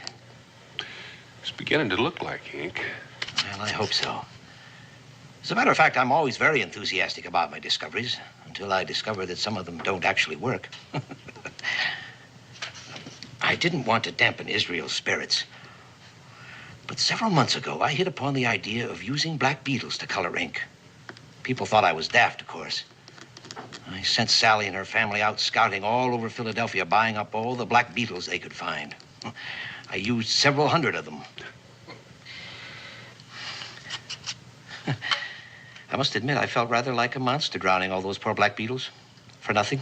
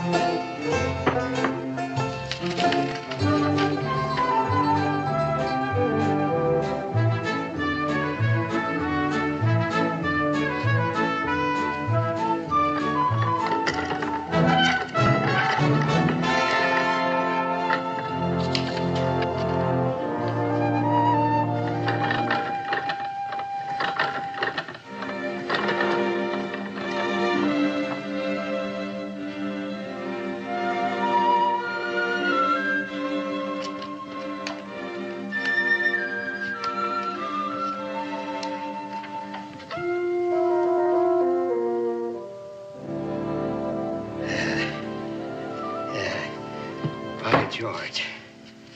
By George, if I were any younger, I'd have quite a career as a counterfeiter. Looks perfect to me. How many are you going to make? How many do you want?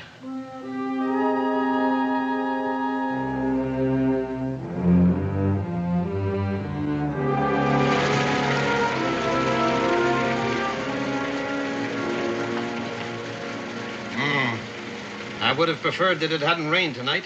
Might prevent this ink from drying quickly. Well, I'm sure they'll dry just fine.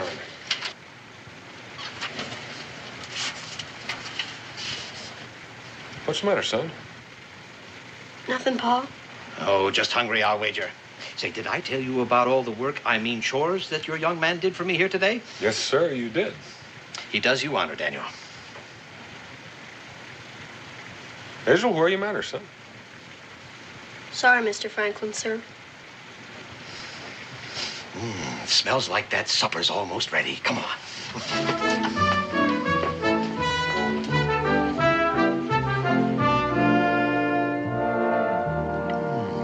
Delightfully savory, this smoked ham from your part of the country, Daniel. I shall make it last indefinitely. Yes, indeed. Next, I shall cook it in Madeira. I shall cook it in Madeira and call it ham bayonnaise. Then perhaps with brandy, known to ham lovers the world over as ham chambretin. Then perhaps with braised sauerkraut, sausages, and potatoes. And I shall call it ham à la saucienne. And then finally, I shall have ham and pastry, covered all over with pâté de foie gras and truffles, and wrapped in dough and baked. Yes, indeed. Yes, indeed, Master Boone. There are many adventurous ways one can cook foods. Mark my word. Yes, sir. Israel, is that all you can say? Well, it's just that I'm only used to having ham one or two ways. With lima beans or without lima beans. I'm sorry, Pa. Making money, counterfeit money. It's dishonest, isn't it? Yes.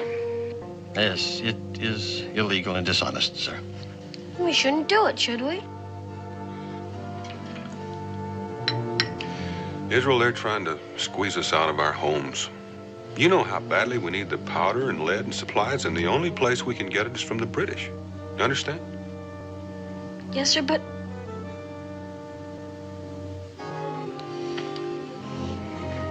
I'm sorry, but you always told me never to do anything if it was dishonest. Son, it is true, if I buy supplies with counterfeit money, that I will be cheating the British Army out of money. But you and I both know that we've got to get those supplies. Yes, sir. But it's dishonest. Master Boone, I believe you have pointed out, how shall we say, an embarrassing flaw in our plan. Sorry, Mr. Franklin, sir. That's quite all right, young man. You were quite right to bring it up. I'm glad that you did. I'm proud of you. And as I said before, you do your father honor, sir. Thank you, Mr. Franklin, sir. And I believe the only way to correct this dishonest thing we are doing is to keep track of the serial numbers as we put them on the bills. Serial numbers? Yes, and after we've gotten this ridiculous law abolished, we shall approach everyone holding these counterfeit notes and exchange them for real money. And upon that, sir, I give you my word. We can leave the furs with Dr. Franklin, and if there's not any real money, he can use the furs. Now it's honest. Quite so, sir. Quite so. Excuse me, sir, but there's some men out back, dressed in buckskin, asked to see Mr. Boone. It'd be Cully and the boys. Let's go out, Israel, and tell them about the change in plans. No, they want to see you, sir. Well, I shall want to see them too, Daniel. Speaking of buckskin, you'll be needing city clothes, won't you? Oh, mine won't do. Mine won't do at all, Daniel. Oh.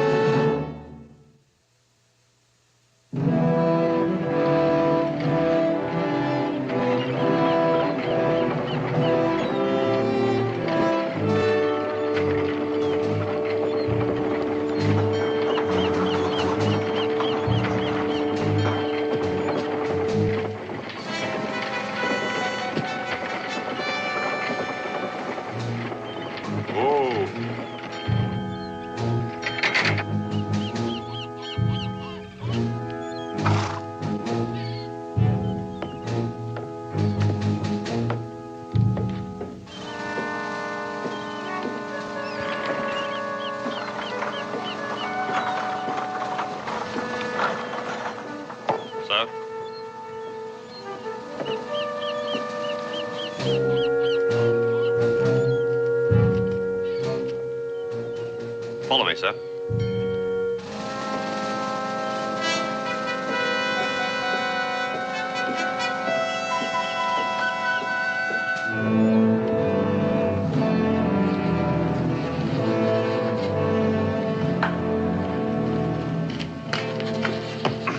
Begging your pardon, Quartermaster. Quite proper, quite proper. How is his lordship, the Earl, these days? The Earl, fair, just fair.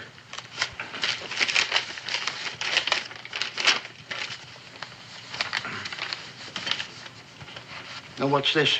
10 barrels of gunpowder? What's his lordship going to do, blow up the old south of Pennsylvania? What does he need with all that powder? Tree stumps. The meadows are full of stumps, and the Earl told me to blast them out, and blast them out I will. But that takes powder, and lots of it. I see. You'd better inform His Majesty's troops in your village what you're going to do, so they don't think you've started a war. I'll do just that. Good. I'll try to get you loaded up in time to leave first thing in the morning. Well, with all due respect, Quartermaster, I have to be back tomorrow midday at the latest. Those were my orders. I don't mind helping your men load my wagon, but we have to do it now. Now? Well, that's terribly inconvenient, Mr. Wharton. That's most inconvenient. You see, there's a bloody inspection here today. Captain Zerlo takes a fit, he does, if this place isn't looking neat and tidy.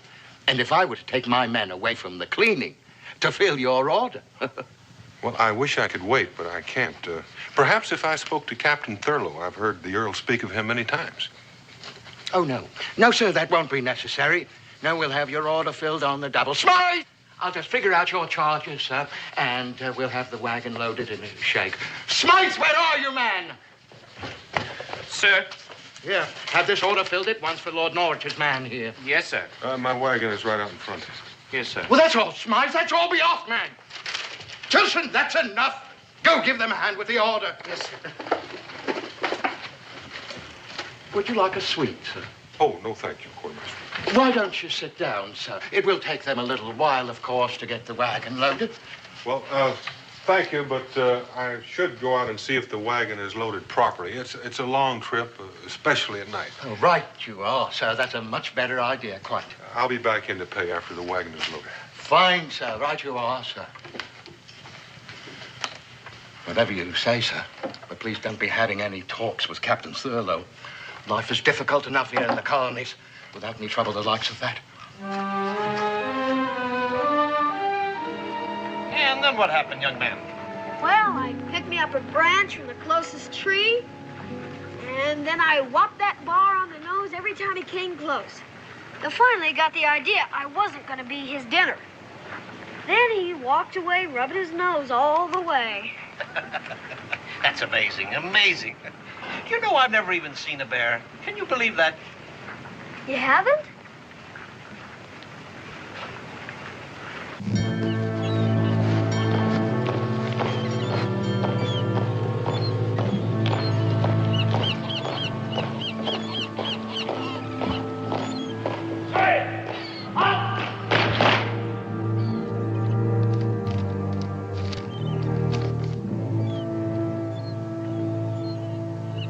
Mr. Wharton? Mr. Wharton, sir. The bill for your supplies. Quartermaster Owens has it all prepared. Yeah, sure.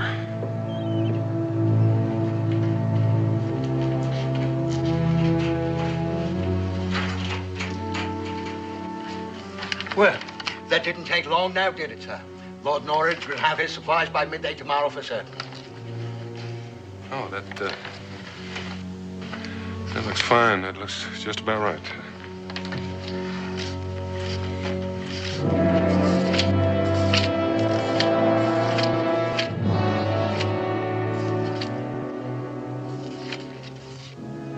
Thank you, sir. Thank you, Colonel. One moment, sir. You don't want to go back to Lord Norwich without me marking the order paid in full, do you? Your governor wouldn't like that one bit, now would he? No, he wouldn't. There you are. There you are, sir. Thank you, Quartermaster. All right, man, in here.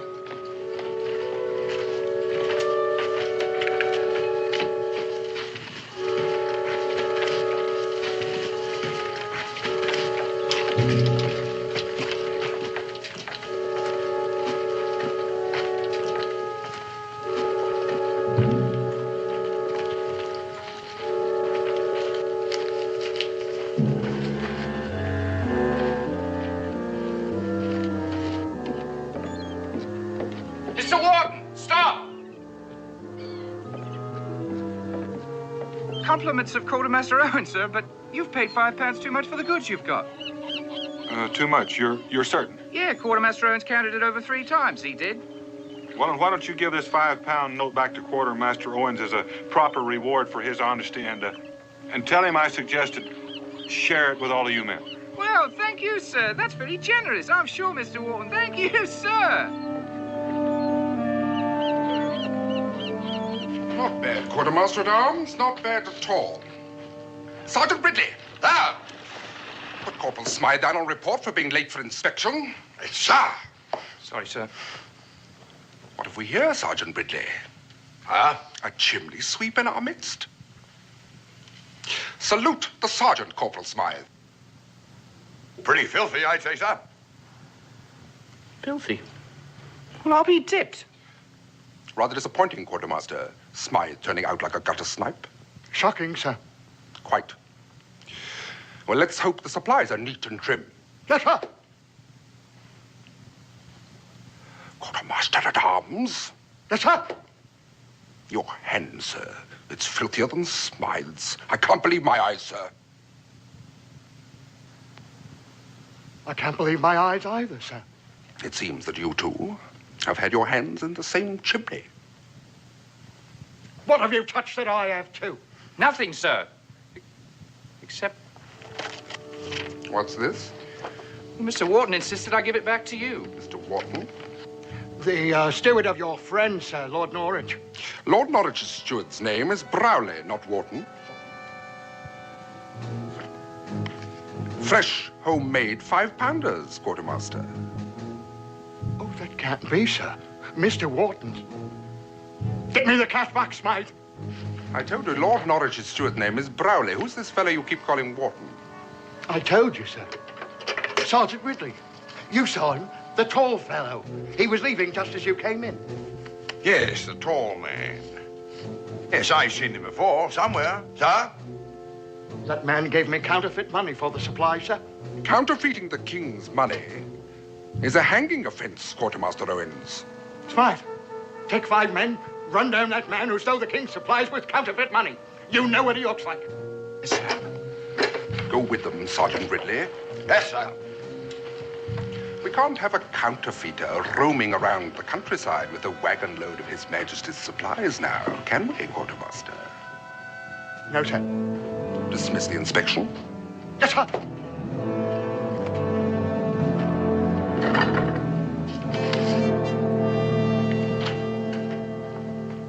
Well, what are you printing there, young Master Boone? Begging your pardon, Mr. Franklin, sir, but you'd laugh. Oh? Well, you'd have the right to laugh, too. Very well. Very well, young man. I was only trying to be of some assistance. You know, sir, half the fun of printing is doing it yourself. I understand, son.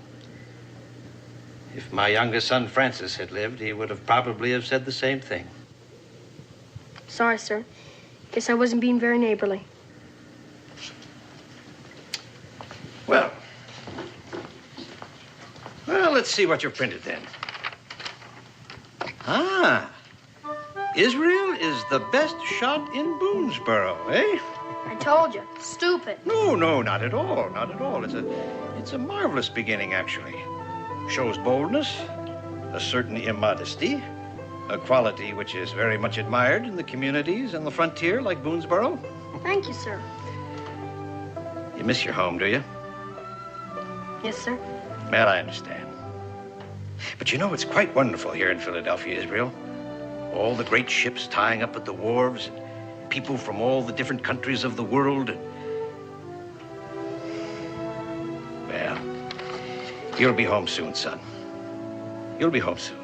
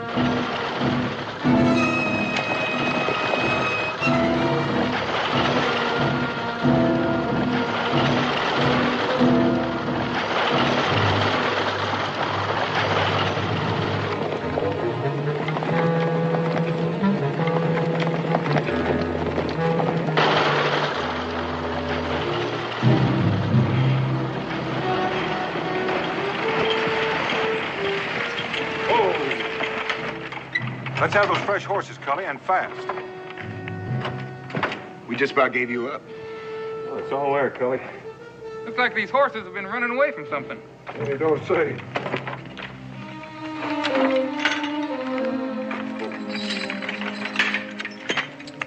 Walt, you better keep an eye peeled.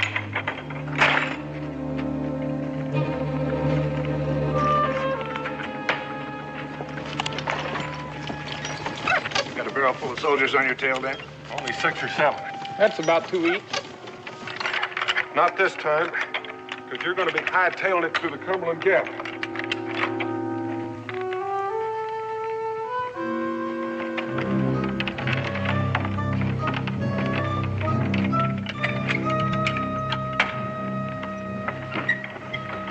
Tell Rebecca Isn't allowed to be along in a couple of days. And better not come back wearing those clothes.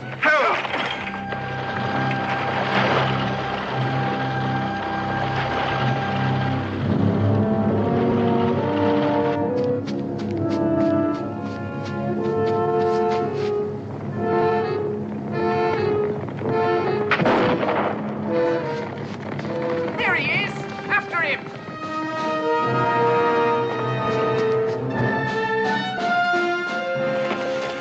That's him, all right. What about the wagon? It must have broken down somewhere. We'll see it better in daylight. We can't get the horses through that thicket. Then we'll follow on foot.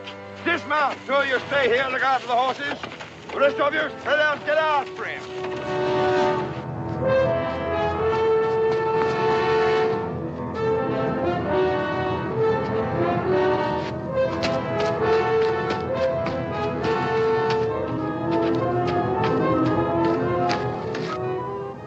I know where I've seen that man before. At Benjamin Franklin's house. He's a friend of Franklin's. I better tell Captain Turtle.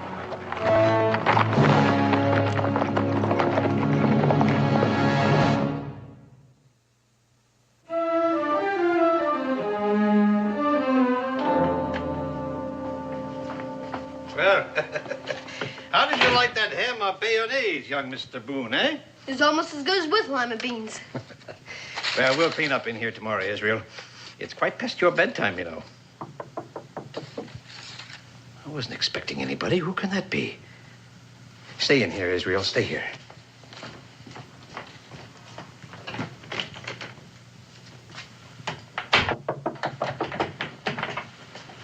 Answer the door, Salmi. Yes, sir. Good evening. Please tell Mr. Franklin that I'd like to see him, would you? Tell him yourself, Captain. Quite. Sergeant Ridley. Sir. Remain here and permit no one to leave the premises. Yes, sir. All right, you two, round to the back. Keep an eye on the back door. This young lady will show you the way, won't you? It's all right, Sally. It's all right. Yes, sir. Come along, Captain.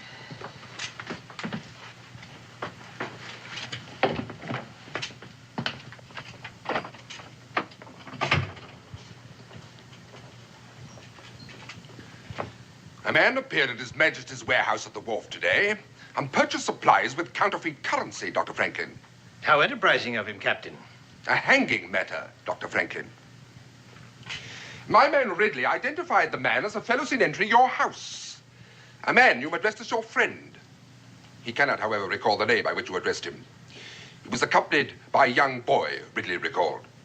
That would have been Tompkins, a friend of my son's who was bringing my grandson to visit with me. Your man Ridley has a very good memory, Captain. Sergeant Ridley! Yes, sir. Was the man's name Tompkins? No, sir. Search the house, Sergeant Ridley. Yes, sir. Now, look here, Captain. You've got no right to be breaking in here. Perhaps Ridley's memory is better than yours, Dr. Franklin. I shall see to it that your superiors hear about this illegal conduct of yours by tomorrow morning's mail. Your contempt for His Majesty's administration of these colonies is well known, sir. I may be a bit brash, but I remain quite logical. Of all the men in Philadelphia, you are the most likely to have printed such counterfeit notes. I take that as a compliment, Captain. May I remind you, sir, this is not quite the same thing as printing those annoyingly slanderous seditious pamphlets. Printing the king's money without his permission is likely to be taken far more seriously by the crown than mudslinging. Very well, I confess. Take me to the stockade. I am not amused, sir. No, I confess, Captain. To err is human, to repent divine, to persist devilish. Really, sir? Well, are you going to take me or not? You're too eager, sir. Sir, no man, no boy, no printing press. We searched every room in the house except the one across the hall. It's locked. Will you open it, sir? Well, if you want my confession, Captain, I demand that you take me to the stockade right now. Then we shall have to knock it down.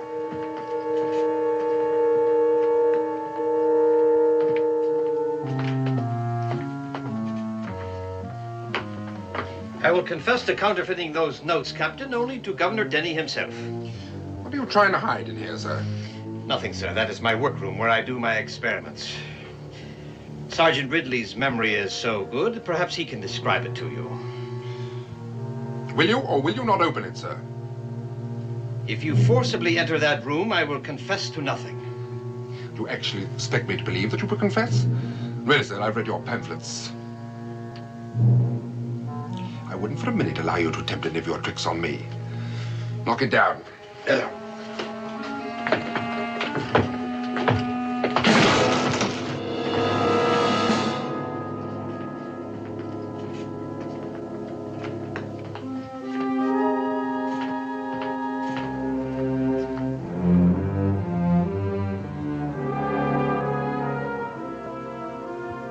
You were trying to trick me, weren't you, sir?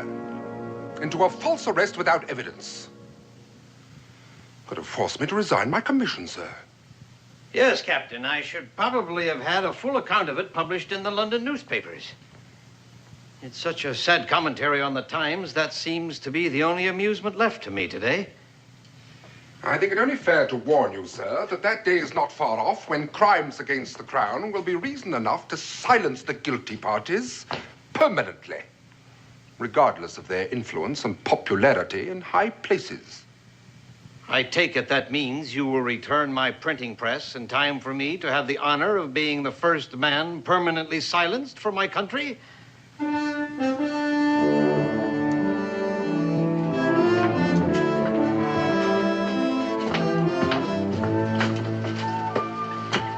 Good night to you, sir.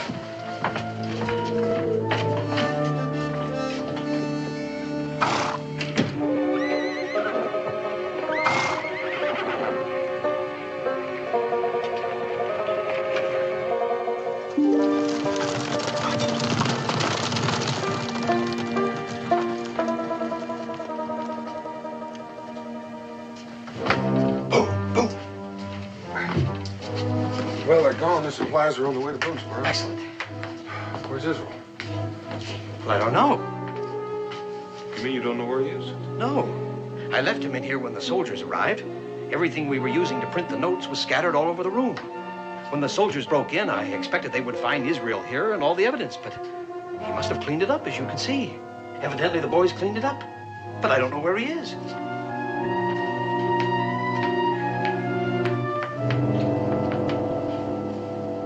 Israel?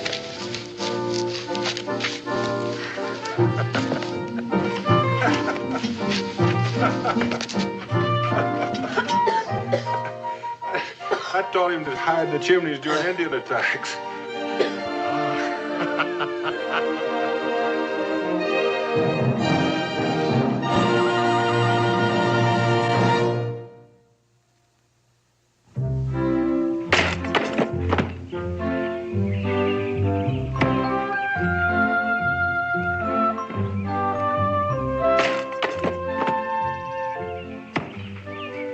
This enough?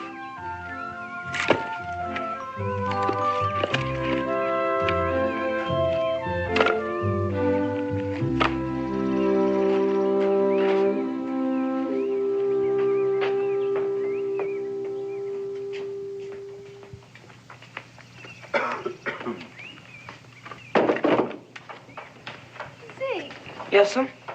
You know, it's awfully nice of you to be helping Israel like this, but I do hope you leave something for him to do. Oh, no, ma'am. I'm doing them all today.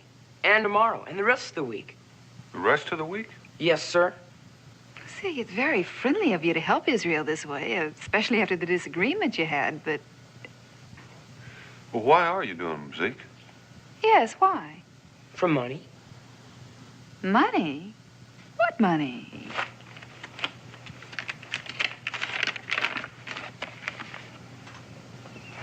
An Israel Boone £1 note? It's signed with Benjamin Franklin and has a real serial number on it.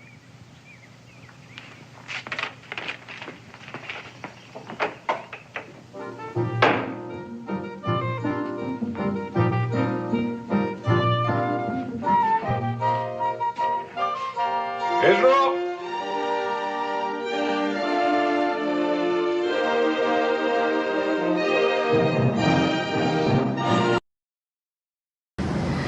Hello, xin chào tất cả các bạn nha. Chào mừng các bạn đã quay lại với kênh của mình nhé. Hôm nay của mình tiếp tục tô bức tranh cánh đồng và chiếc cối xay gió này nhé.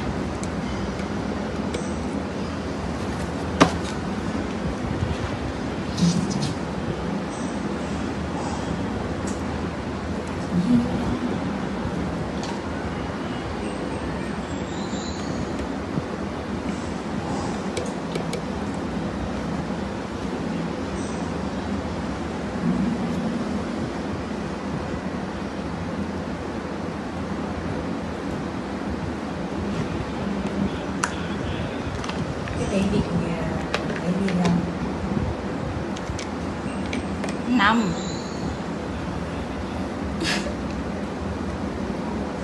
Hơn 1 tiếng đấy.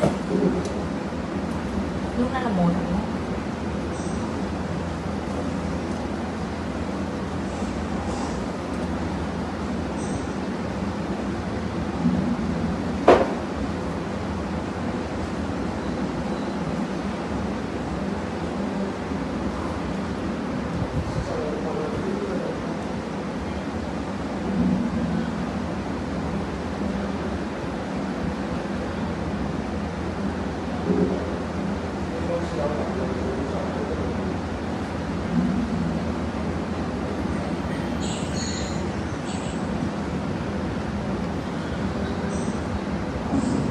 Ôi thế ra nó tiện cho ông 4,5.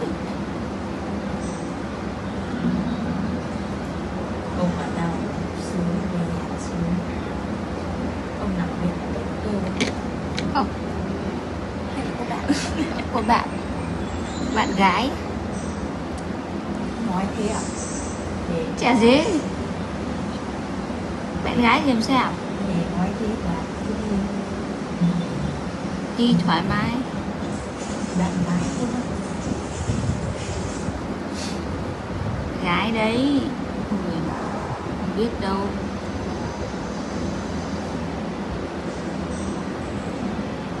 Về lại đến thứ hai lại đi tiếp. Sẽ bảo dưỡng lại đi. Nghỉ mấy hôm. Hôm nay là thứ tư nhỉ? Ừ. Ông bảo là ở đấy đông lắm, không còn chỗ, chắc người ta đuổi về. Có nghĩa là hết bảo hiểm thì trả về. Nhưng mà đang nửa tháng thôi mà, đã được nửa tháng nữa. Hết bảo hiểm là về. Nó chỉ tính chỉ 2 tuần, chứ 2 tuần nửa tháng chứ. Nửa tháng không phải 2 tuần. Nửa tháng là 14 ngày.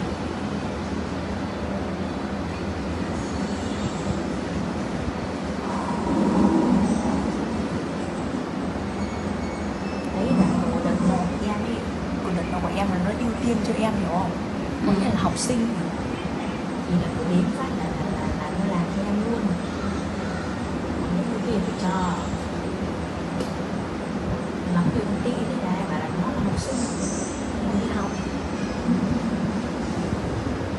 Ông bảo là họ vào đông lắm, vào đông thì toàn những người bị tai biến các thứ không đi lại được ấy.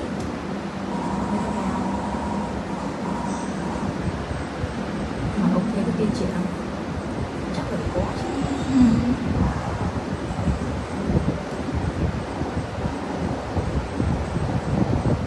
Mà ông chỉ là thuộc nhẹ nên là không nhanh. Bây giờ về đi xong rồi xuống nửa tháng. Phục hồi nửa tháng nữa cũng được. Ok ngay, 1 tháng là được.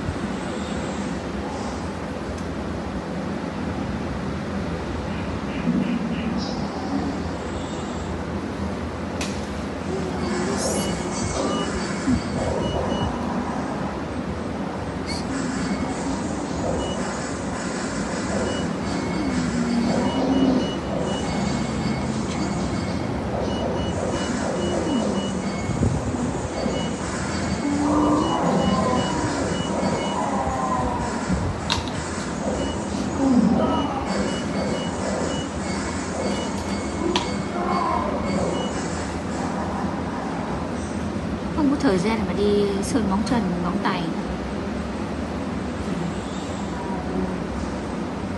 Nhỉ? Đi chưa đi? Chứ người ai trông kìa? Hai tối cô Huyền trông không?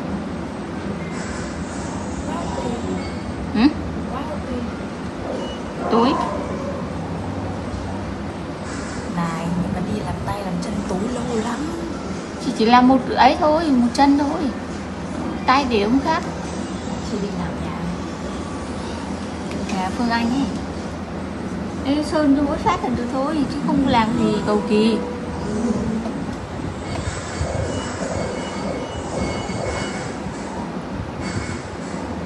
Cô về trong một tiếng rồi.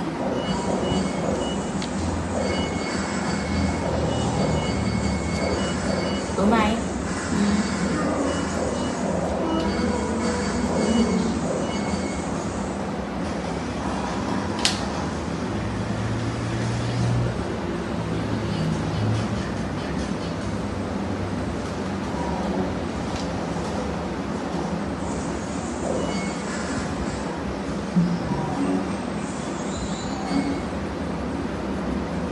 Đợi em Nga còn khướt lắm.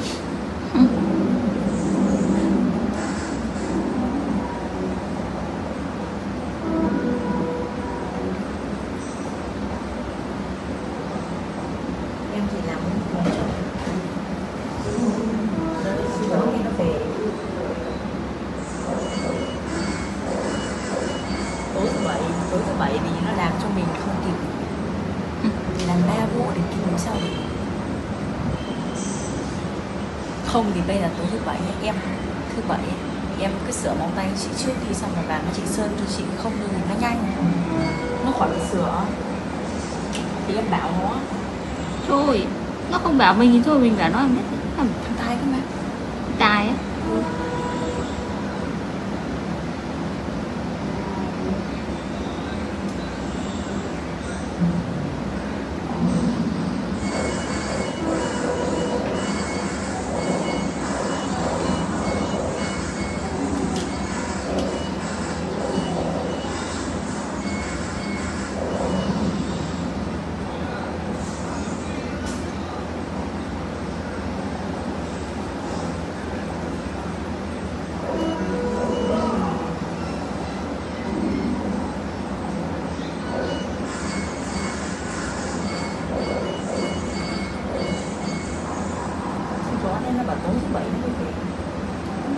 Giỏi đợi thằng đấy.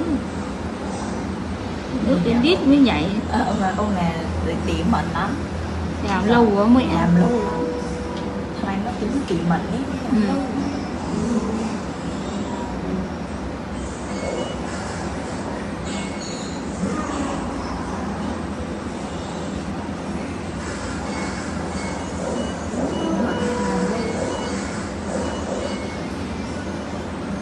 Chỉ quan trọng cái chân này thôi, thì làm mỗi chân này cũng được, cái tay nó không quan trọng, làm nó không làm được. Chân này nhìn nó đẻo, nhìn cái nhìn kinh.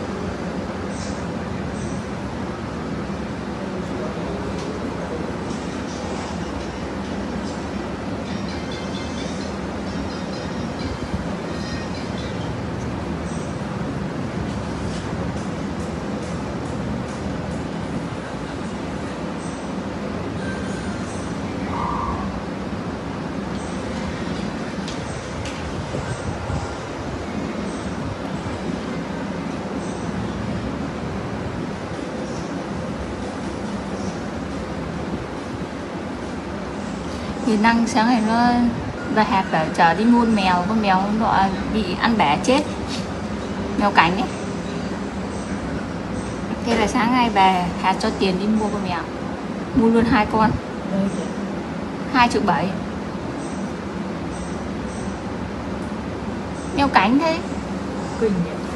Bà Hạt lắm tiền thế.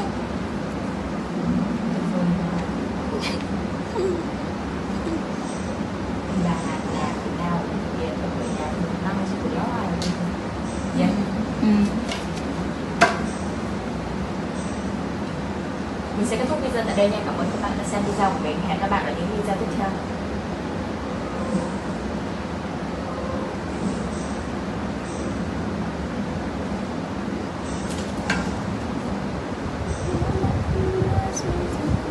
Hello, xin chào tất cả các bạn. Chào mừng tất cả các bạn đã quay trở lại với kênh của mình. Hôm nay mình sẽ tiếp tục tô bức tranh rừng thông này nha.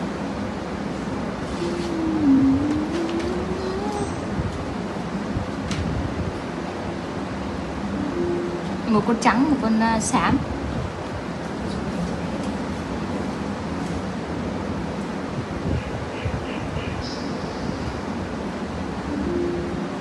Bà Hạt đã làm tham lắm, bà chờ rác rồi cấy.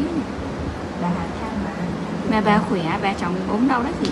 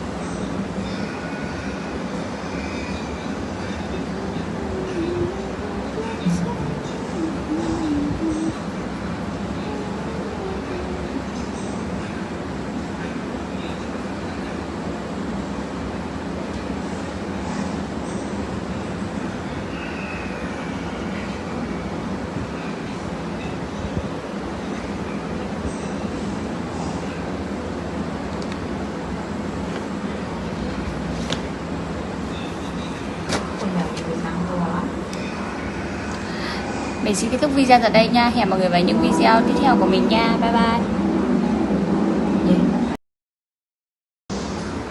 Hello, xin chào tất cả các bạn nha. Chào mừng các bạn đã quay lại với kênh của mình nhé. Hôm nay của mình tiếp tục tô bức tranh cánh đồng và chiếc cối xay gió này nhé.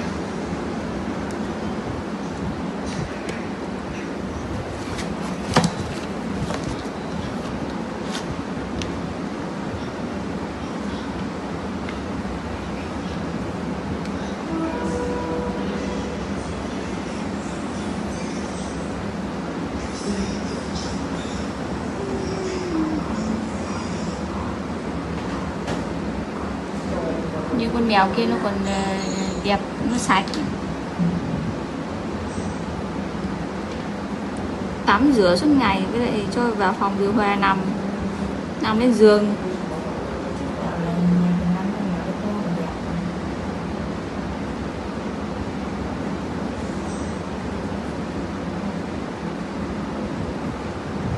Như mèo nhà cô Huyền thì kinh.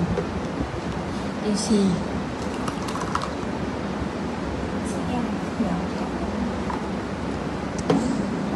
Hả? Chị cũng không thích mèo, thích chó đâu.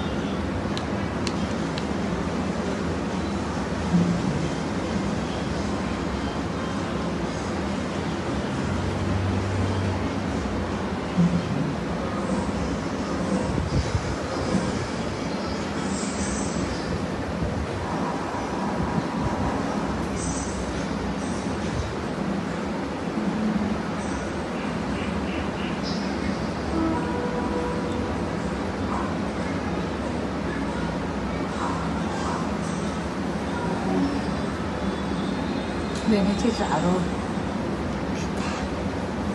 Đến chưa? Đấy, nãy vừa ngủ dậy nãy thấy. Cái này đấy còn đến hết. Nhà mà chị có lâu, chị lâu lắm. Chị phải 5 thôi. 5 hôm. Lâu lắm.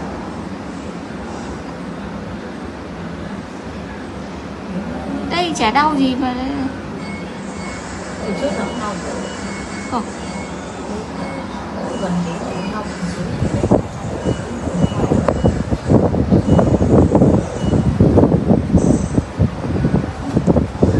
Quá đổ sơn.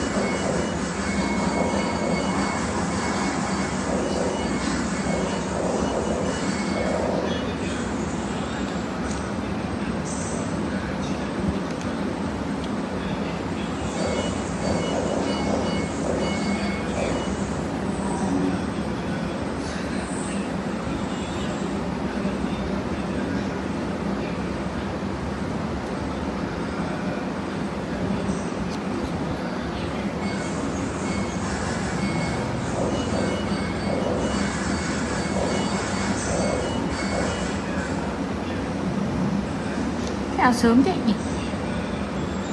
Nhầm lẫn. Mọi khi chị có ra sớm không? Có tháng lên nó xuống mà có thể tháng nào nó với nhau đâu. Chỉ tranh nhau 1-2 ngày, đây tranh nhau hẳn 6-7 ngày.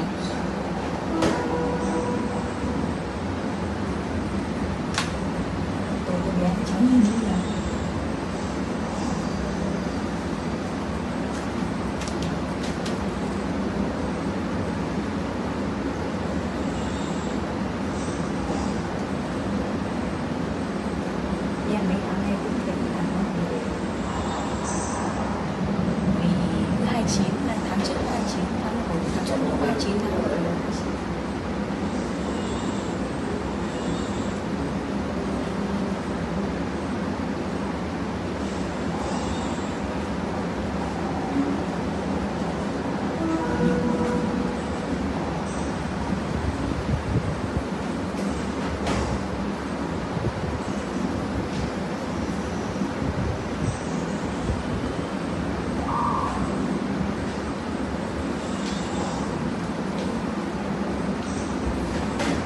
Quên chưa giả tiền huyết con kia. Mình đã không muốn lấy được, cứ gạ mình cũng mua. Xong rồi ship 2 quả ghét đi. Như cái mắc mũi. Cậu gạ chị à? Ừ. Thế mà chịu không? Nó tự nhắn tin nó bảo mà. Mình có lấy đâu. Ăn là đếch gì đâu. Ăn có ăn đầu nhà tủ con đầy mít. Chắc nó thấy đáng chị lời lắm. Có 5.000 một cân và 20 mấy nghìn một cân. Hai quả kia cũng 5 cân. Hôm qua nó hỏi đem phải để chị biết không?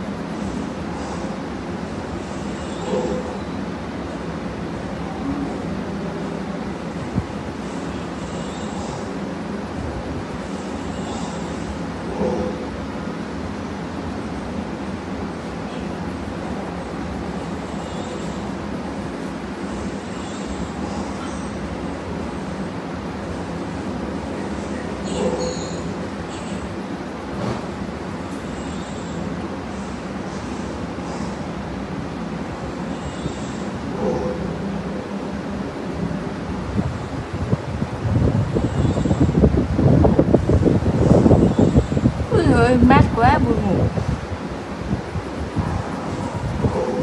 Không mở nổi mắt. Ngồi ở đây này. Quyền tắt quạt đi. Không mở nổi mắt.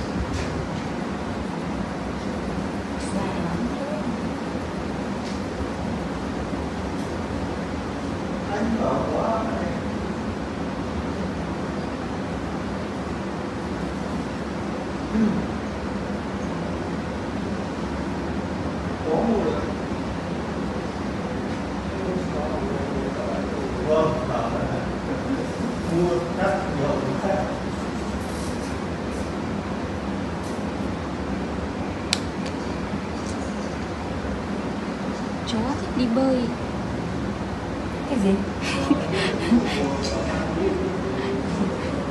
Chó cũng thích đi biển. Chó đi biển sớm này.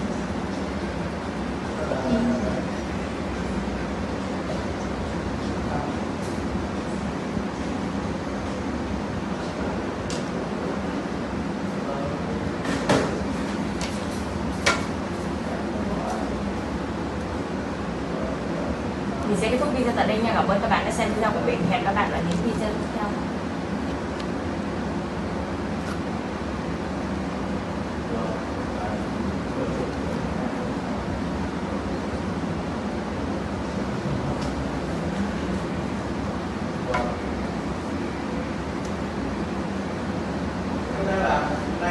Hello, xin chào tất cả các bạn. Chào mừng tất cả các bạn đã quay trở lại với kênh của mình nhé. Hôm nay mình sẽ tiếp tục tô bức tranh rừng thông này nhé.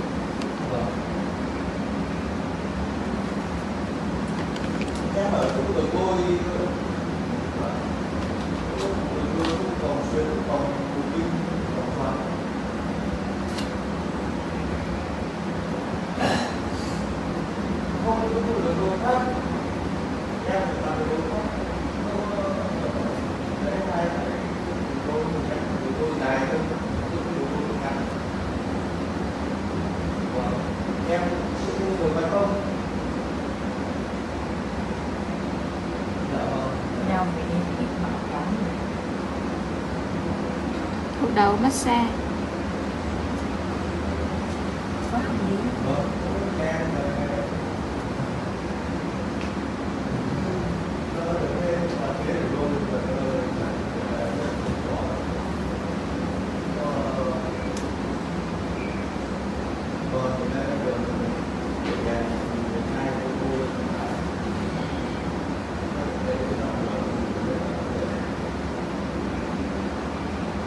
Hay là quán cà phê.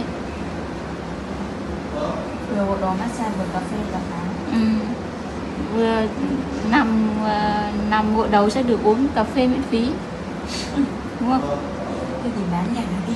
Thế thì khách đông lắm. Cô Huyền phải tuyển thêm 10 người em nữa. Cô Huyền là má mì. Bán nhà đi. Cô Huyền nhận là má mì.